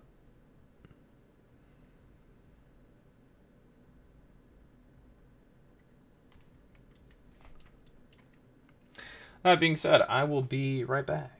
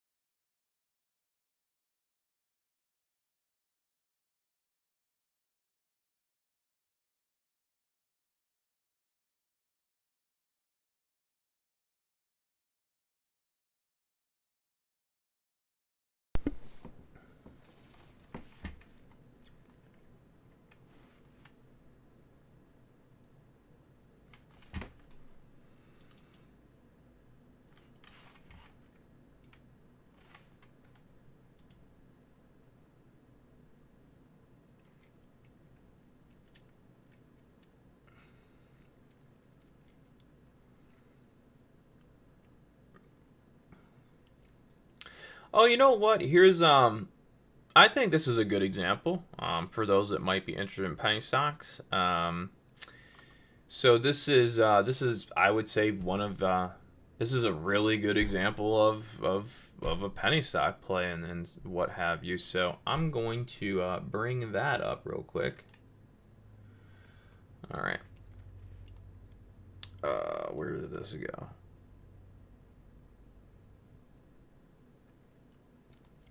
All right, so going to switch this over to this chart here.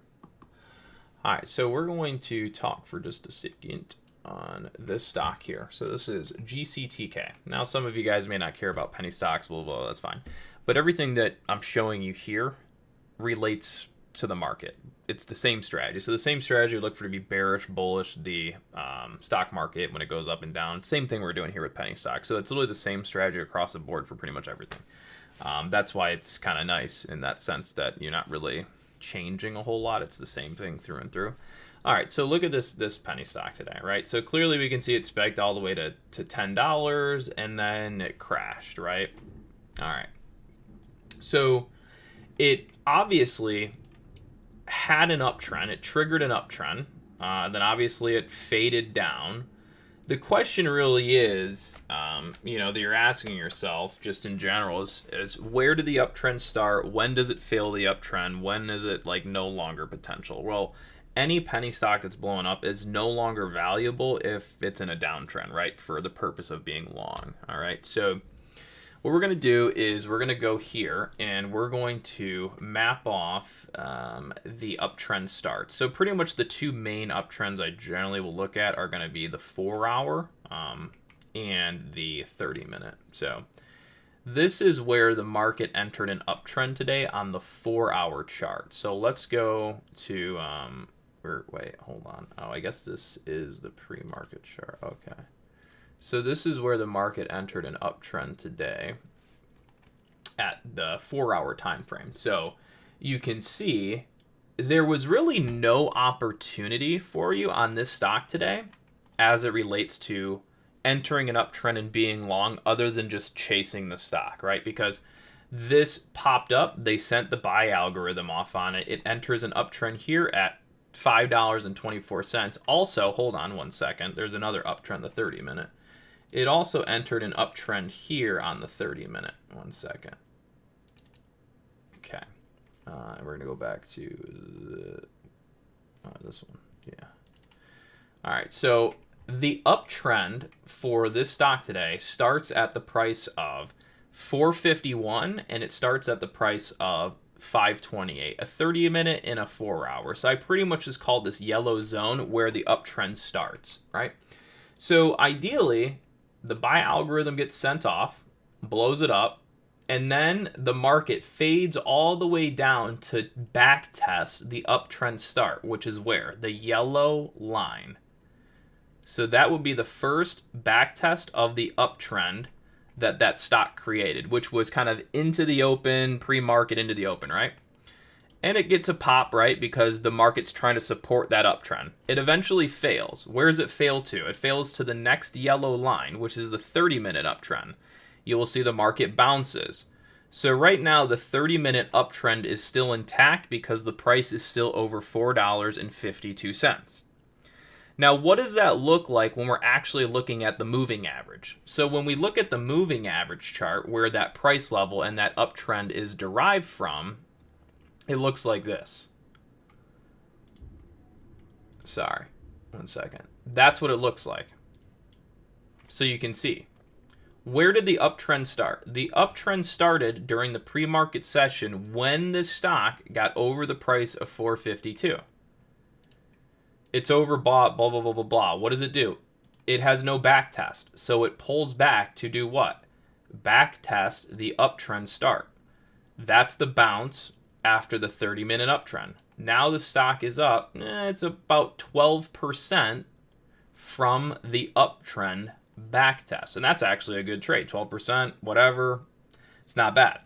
But just in general, that is the reason I wanted to cover that is just so you can see even what a shitty follow-through stock looks like after it's created an uptrend, why it's pulling back to where it's pulling back, why it's supporting, where it's supporting, etc. So right now, GCTK is basically going under, or it's been underway, the 30-minute long trade for the back test or confirmation of the uptrend start, which started, again, in the pre-market session. I don't even know what time. Yeah, so right at 3 in the morning while no one's awake, they blow the stock up. Faded all the way back out, and then just right at 9:38 a.m. or so, or that would have been like 10 o'clock. I think my TOS is off by an hour. I don't know why. But anyways, say like 10 o'clock, you got the back test of support and long there. So the point of this was to show you how to identify uptrend start locations, which would be the yellow zone, and then how to understand why the price fades all the way to here, and then it tries to get supported, because that is the uptrend start. So this would be your breakout, and this would be your higher low back test all the way to there. So knowing where the uptrend starts tells you how much risk you have when something blows up and how far it can decrease before support's really being tested. Cheers. All right, back to TradingView. We're starting to see a little bit of action there. So pretty much what you're going to start doing, see how we've back tested, I don't know, however many of these VWAPs. Again, when they do a force move like that, you just know when it gets weakness, it's going to come down, start back testing all that crap. It's a little less awesome. So now what we're going to start doing is what? We're going to anchor this high, and we're going to start tracking all of the volume that people are selling short or just in general from the top down, and now we're going to look for counter retraces back to those levels, essentially. So now the counter retrace long is back to there. So essentially, whenever this finds support and wants to pop up, that's probably the desired level. Unless they do what you just saw, where they kind of pop it up, false a little long, and then keep drowning it out. So essentially, that's our back test level.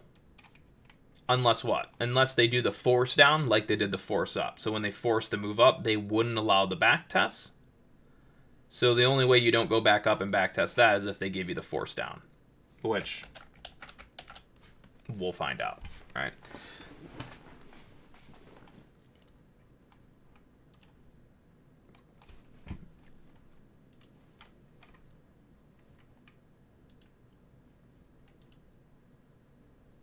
HOTH, what you happen here?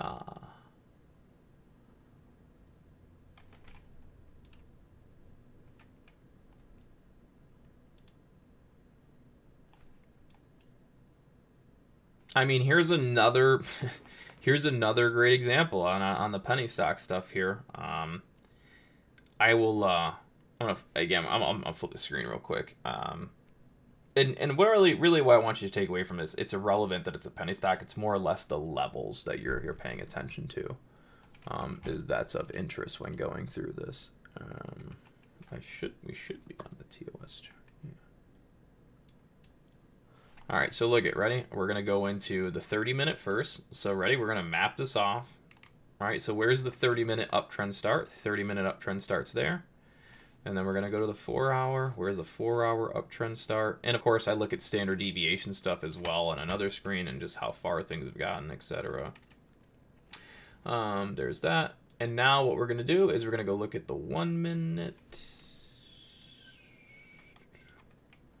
All right, so here's this stock HOTH, right? So where does the uptrend start? Obviously, you guys just learned this, so in your head, you're saying the uptrend starts over the yellow. So this morning, you might look at your biggest gainers list and go, oh, HOTH is on it. Why? Well, obviously, it's up because they're forcing it up or it's moving up, and the only time that happens generally is if an uptrend has started. The uptrend starts over the yellow. So essentially this morning, what do you have? You have a breakout, then you have a back test, and there's your long. Poof, right there. So that long on your first initial back test was some 22%. All right. Then it crashes. Where does it crash to? Directly to the yellow, and then tries the bounce again. And then you get into the live trading hours, right? Where do you hit? The uptrend start zone. There's your long again. Back to your uptrend start zone. There's your long again. So each stock has its own characteristic, but one thing that they generally keep in common is uptrend, downtrend, right? They all trigger uptrends at the same time. When I say same time, it's when they get over the proper SMAs, right? 30 minutes, 4 hours, things like that. So when they start the uptrends, you have to understand where the uptrend starts. And the best time to obviously look at those are the days they're starting an uptrend. Or like the best time to arguably be short on the stock market is the day that it starts its downtrend. So when did SPX start its downtrend last? Oh shit, it's right there on the screen. Start, right there. When did it start its downtrend? Right there. So your highest probability, or lowest risk, highest reward would be shorting right at the breakdown. So if you short here, boom, there you go. Granted, if it didn't do that and then it came back up and broke out, then you stop out, right? But anyways, same concept there. So, oh, you can't even see this chart. Forget it. My bad. It's just trading view right there. Boom, start. So, anyways, another important one, HOTH, perfect example of uptrend starting in the pre-market session and knowing where that uptrend's at. And that's the same stuff you use for the market too, right? So you're looking at trading view, right? So think of this SPX chart as a penny stock, right? So you wake up one day and bam, it drops. Oh, it broke down. So essentially, as long as it stays below this downtrend, it's in a downtrend and whacked, right?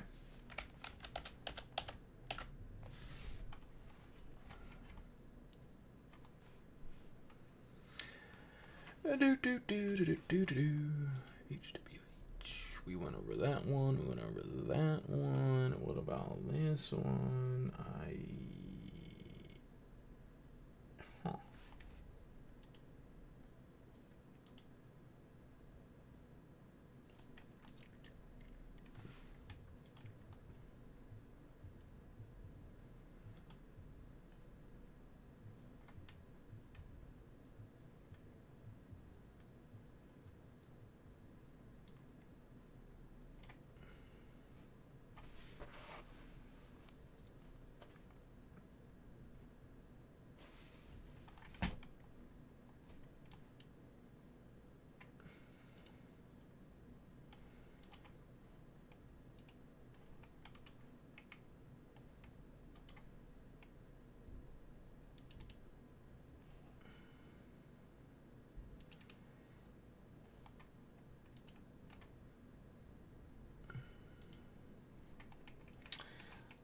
Yeah, sorry, let me get back to SPY. So, if you guys didn't see already, what did SPY do? SPY has completed its long back to where our top-down volume-weighted average price as suggested. So, anyways, that target would be complete. That trade idea would be done. So just like that. Bing, bang, boom. Well, actually, I should do that. Maybe the wrong one. So you get it back a little lower. Breakout is there. That's about right. And the breakout, yeah, this guy, that guy.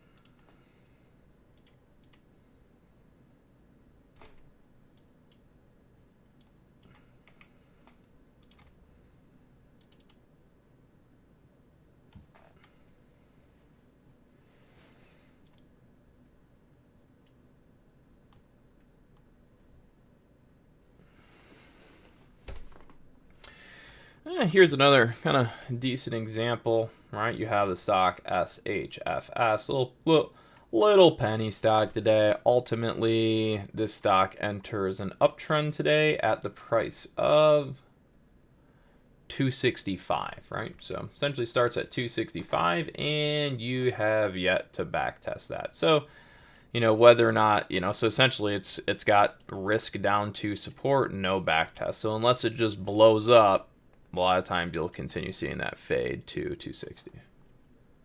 And when I say blow up, it just has to find some other support randomly, I guess you could say. Alrighty, so you see how the market is creating a lower high, or at least attempting there in the micro, right? So we would say, like this scenario, right? This is a leg down. That's a high. If the market is going to continue down, then obviously we'd assume that would be a lower high, right? So we know now that there is a top here, whether it's momentary or last, doesn't really matter. We have a move down. Key level would be the box to back test. If the leg or the short or the move down is going to stay intact, there must be a lower high here. And now you know where people are shorting a lower high. Therefore, if and when you get above that, you know that that's where they'd stop out. All right. So now that's how the market would be situated. Is you are now in the micro bearish below here, and your stop out would be over that, right? And when you were coming down here, your counter target would be to there, right? So that's how the market is now situated.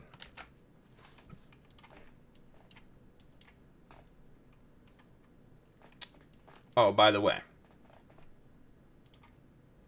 We got new legs here and new leg probably there. I'm gonna clean some of this stuff up. All right, cool. So I'm just gonna keep updating this little box there. So we got this guy down. Well, I'm assuming that probably all makes sense.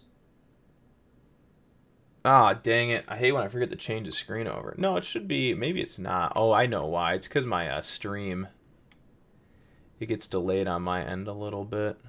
But, sorry guys. Yeah, again, really it was just covering, you know, we were, again, counter trend to the top yellow box, right? So you have the counter trend of the top yellow. We'll just repeat. All right, so what do we have? We had this entire long move up. Ready? So long up. Fail, just call fail lower, long up, no lower high, long up, pull back, no lower high, long up, force, force, force, force, force, pull back, lower high, down, right? So it's just out of this entire move up, this was the first top on the way up that's created a decent lower high, right? So you're just doing a short-term down.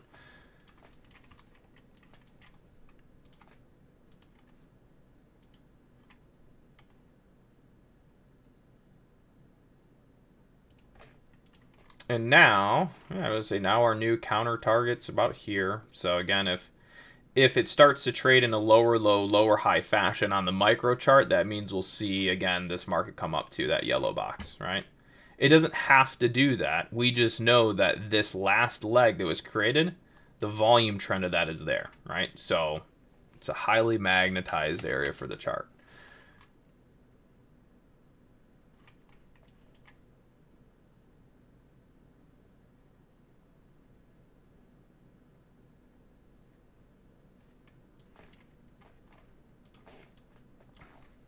Let me just kind of backtrack some of this stuff here. Let me see.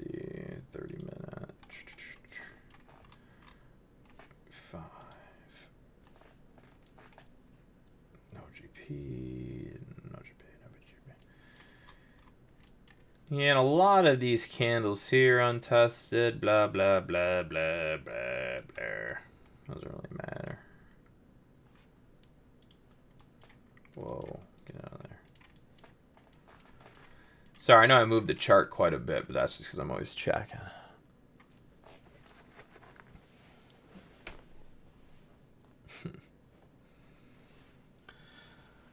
All right, so you see how the market did not retrace the VWAP they were talking about. That's fine. That just means it's going to get tested later, most likely at some point. And now what we do is we anchor to the new false level. When I say false level, it just means this little pop in here, instead of popping all the way up to key volume trend, it popped and then rolled out. So now we would just we wouldn't chase it down. We're moving the anchor down onto that candle. So now we would say our counter retrace level is like right here. All right.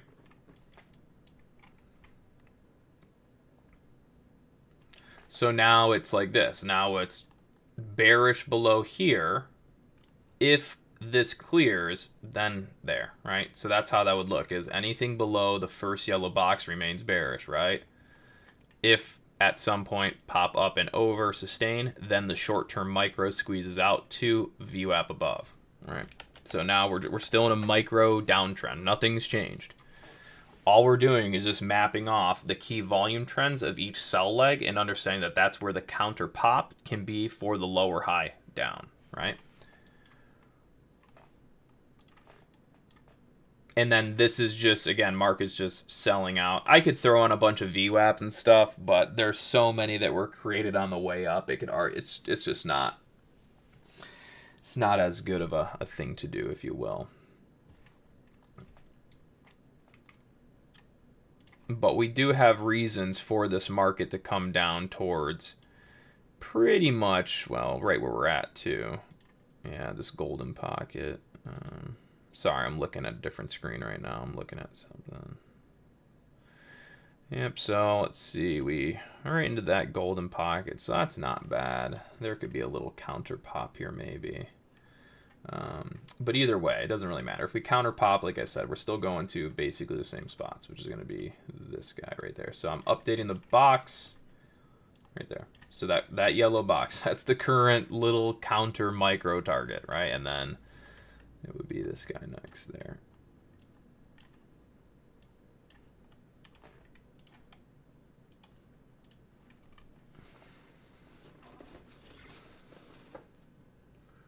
So you see how that little micro candle's popping back up into the box.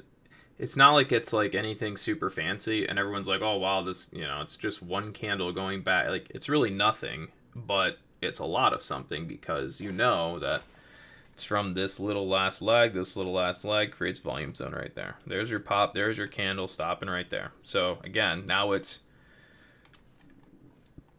lower high below this, or if the lower high fails in the micro, this is where the micro algorithm stops out and you have the chance to pop up into that upper one like that. So again, this is high frequency trading stuff, right? So in the real time, computers will trap micro volume on and around these levels and then move it, you know, to and from. So, you know, one may be like, oh wow, that's great. See, you're starting to get above that box, you're getting a little pressure.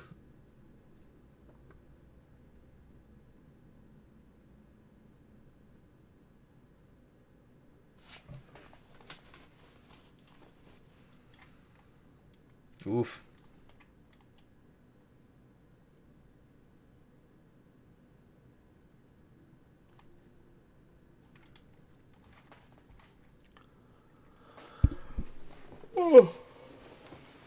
Oh, sleepy.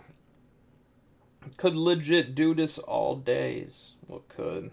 We don't. Well, I don't really mind, I guess. What else am I gonna do? Fix the closet door that I've been meaning to fix. But I haven't.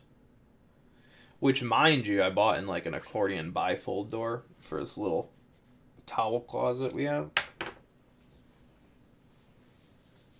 Mind you, none of the pieces that it comes with are the ones displayed in the directions, so that's always a bonus. Love when the pieces that you have to put the thing together don't match what is in the directions. That's always what you want.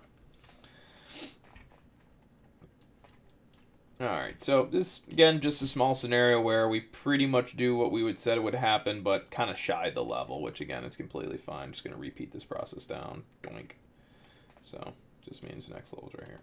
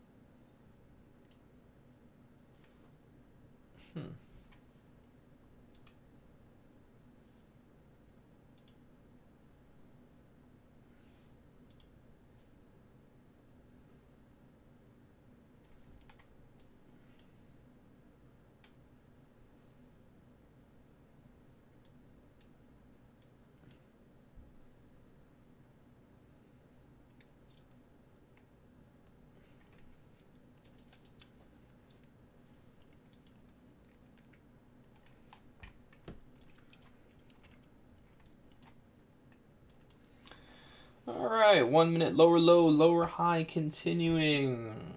Your FANG names, major market cap stocks, obviously still going down. So obviously market's not going to go up while those are going down. So pretty straightforward.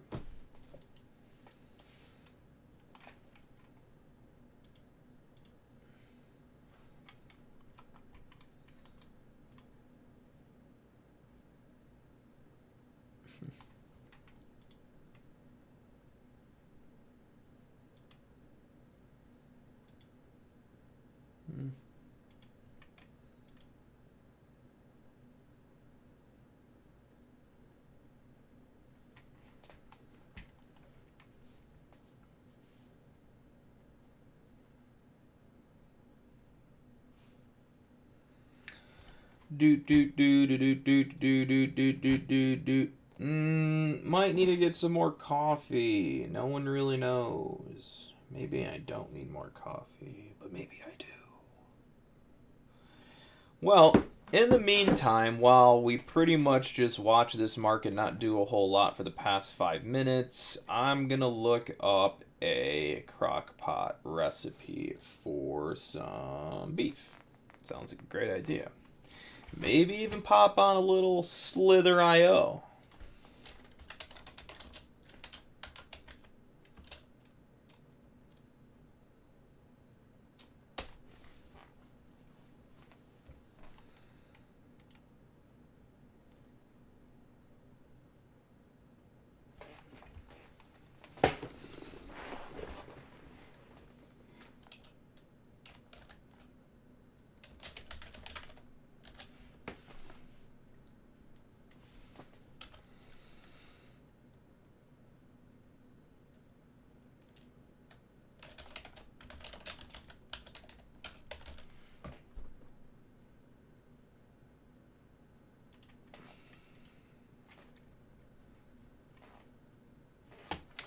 Alrighty, ladies and gentlemen, everybody, there's really not a whole lot to say. It's just creeping down. VWAPs aren't gonna, I mean, there's so much little 1 minute back and forth, you know, you're not really VWAPing that, right?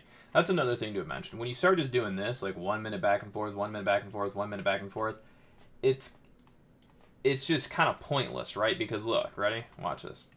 You know that if it's just going candle back and forth, it's like, yeah, I could throw a VWAP on, but what's it matter? It's just okay, like whatever. It's nothing really there. So you kind of need those stretches, you know. We're just kind of doing a little back and forth shindig. It's nothing really. It's kind of no point of anchoring that for the moment. But it would still be like just this in general. We got that. So we got this zone up here. And then arguably, since this candle is we'll see, it's debatable. We kind of need that. This could be an anchor candle. It just needs to snap down harder, and then we could use it. Oh, shiny then. Through Joe GP. I know some of the stuff I'm saying may not make any sense. It's not supposed to.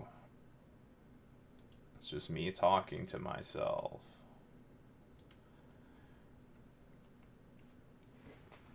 I mean, we do have untested levels down as far as $637.12 on the SPY. So again, if it wants to fall all the way down to $637.12, it's totally up for grabs. Is it going to happen? I don't know. If it happens, does it matter? No, not really. But just again, there are some untested levels of value at 637.12.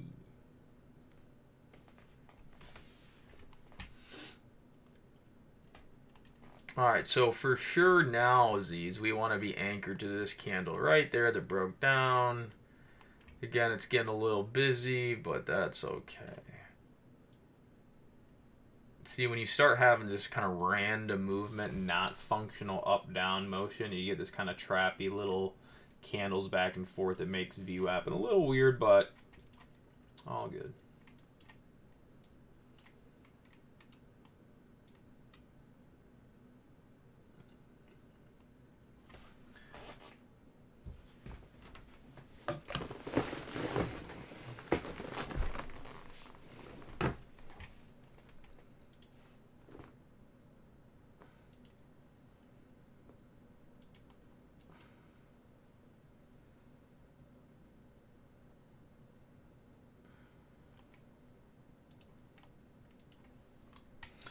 Again, just emphasizing that the yellow box on the upside is your expected counter targets. Again, so anything to anything to here / here, even here.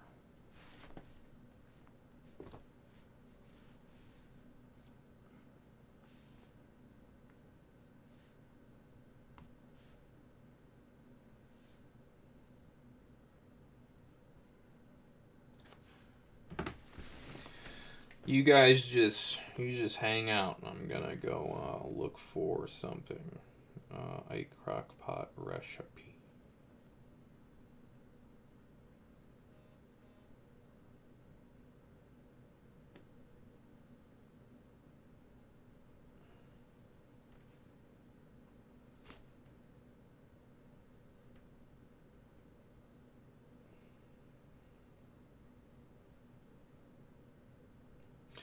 As you can see, the counter targets are being completed on the screen. We're simply just back testing key volume from the previous sell leg.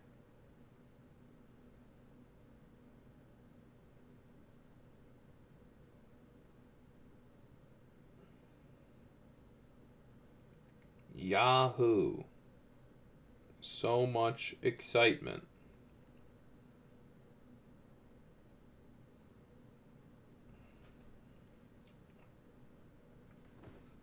Oh, my neck.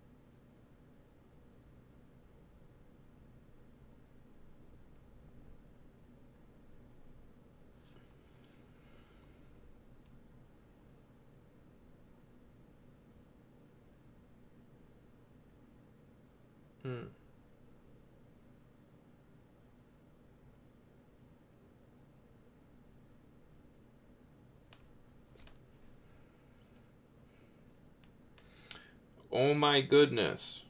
The market is retracing up into said boxes. How crazy.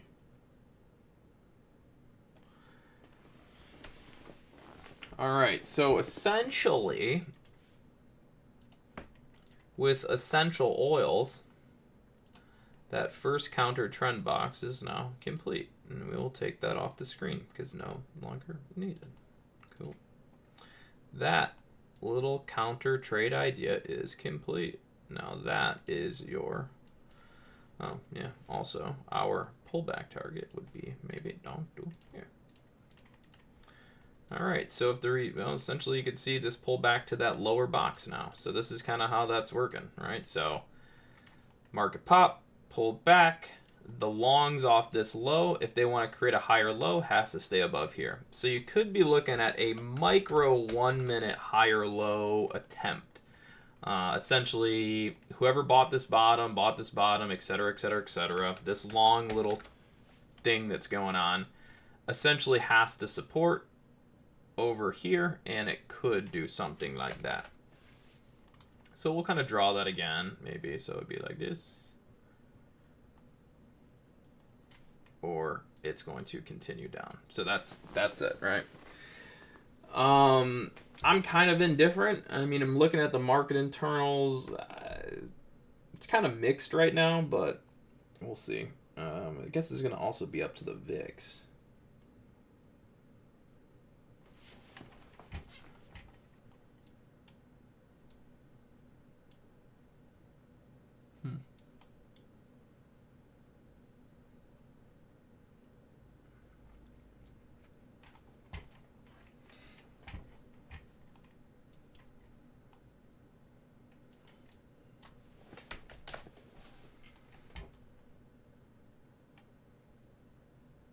I would say in this one, I mean, I would say it's not the best higher low setup, mainly because even the 1 minute setup hasn't really taken out a structured high or anything like that. So, but we'll see. Again, it's still there. Again, it's like I said, you have 1 minute micro support, 637.95. As long as that maintains, 1 minute attempt up can essentially try to take place.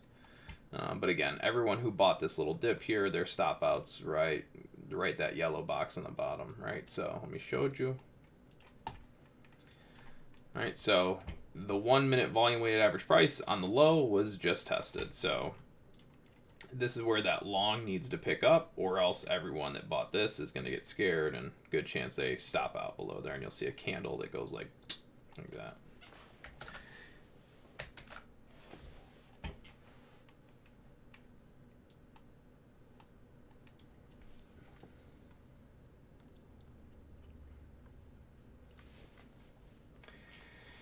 There's a pullback to the 1 minute VWAP as suggested.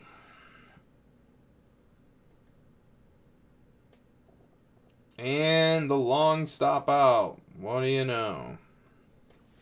Again, that's what I was talking about too, was again, it has the potential for that higher low, but when you look back left, this move up takes out no previous highs, so there was no change in that structure, really. So when that's the case, it's harder to develop a higher low. So move continues down. Longs from here have now stopped out. Woo! And we're going to do what? We're going to repeat the process. So we're going to anchor there. As you can see, guys, it's literally a repeat pretty much all the time. So we're going to anchor there. This is goofy. We're going to anchor there. It's just the way it's set up. Kind of moving slower these days, but you know. So now your counter retrace levels are there to there. Take this guy to here. That's untested.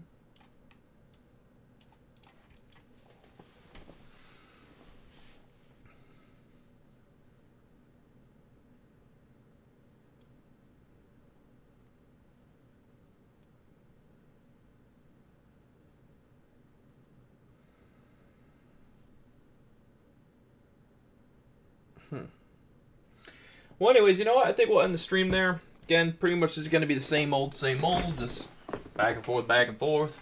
I don't know. Maybe I'll hop on tomorrow. I don't know. We'll see how I'm feeling. But again, pretty straightforward. You're just doing the lower low, lower high, down. And the market will continue to trade up and down to and from your key volume trends, along with some Fibonacci and some SMA stuff. But that's pretty much it. So I'll catch you guys sometime. Cheers. Have a good one.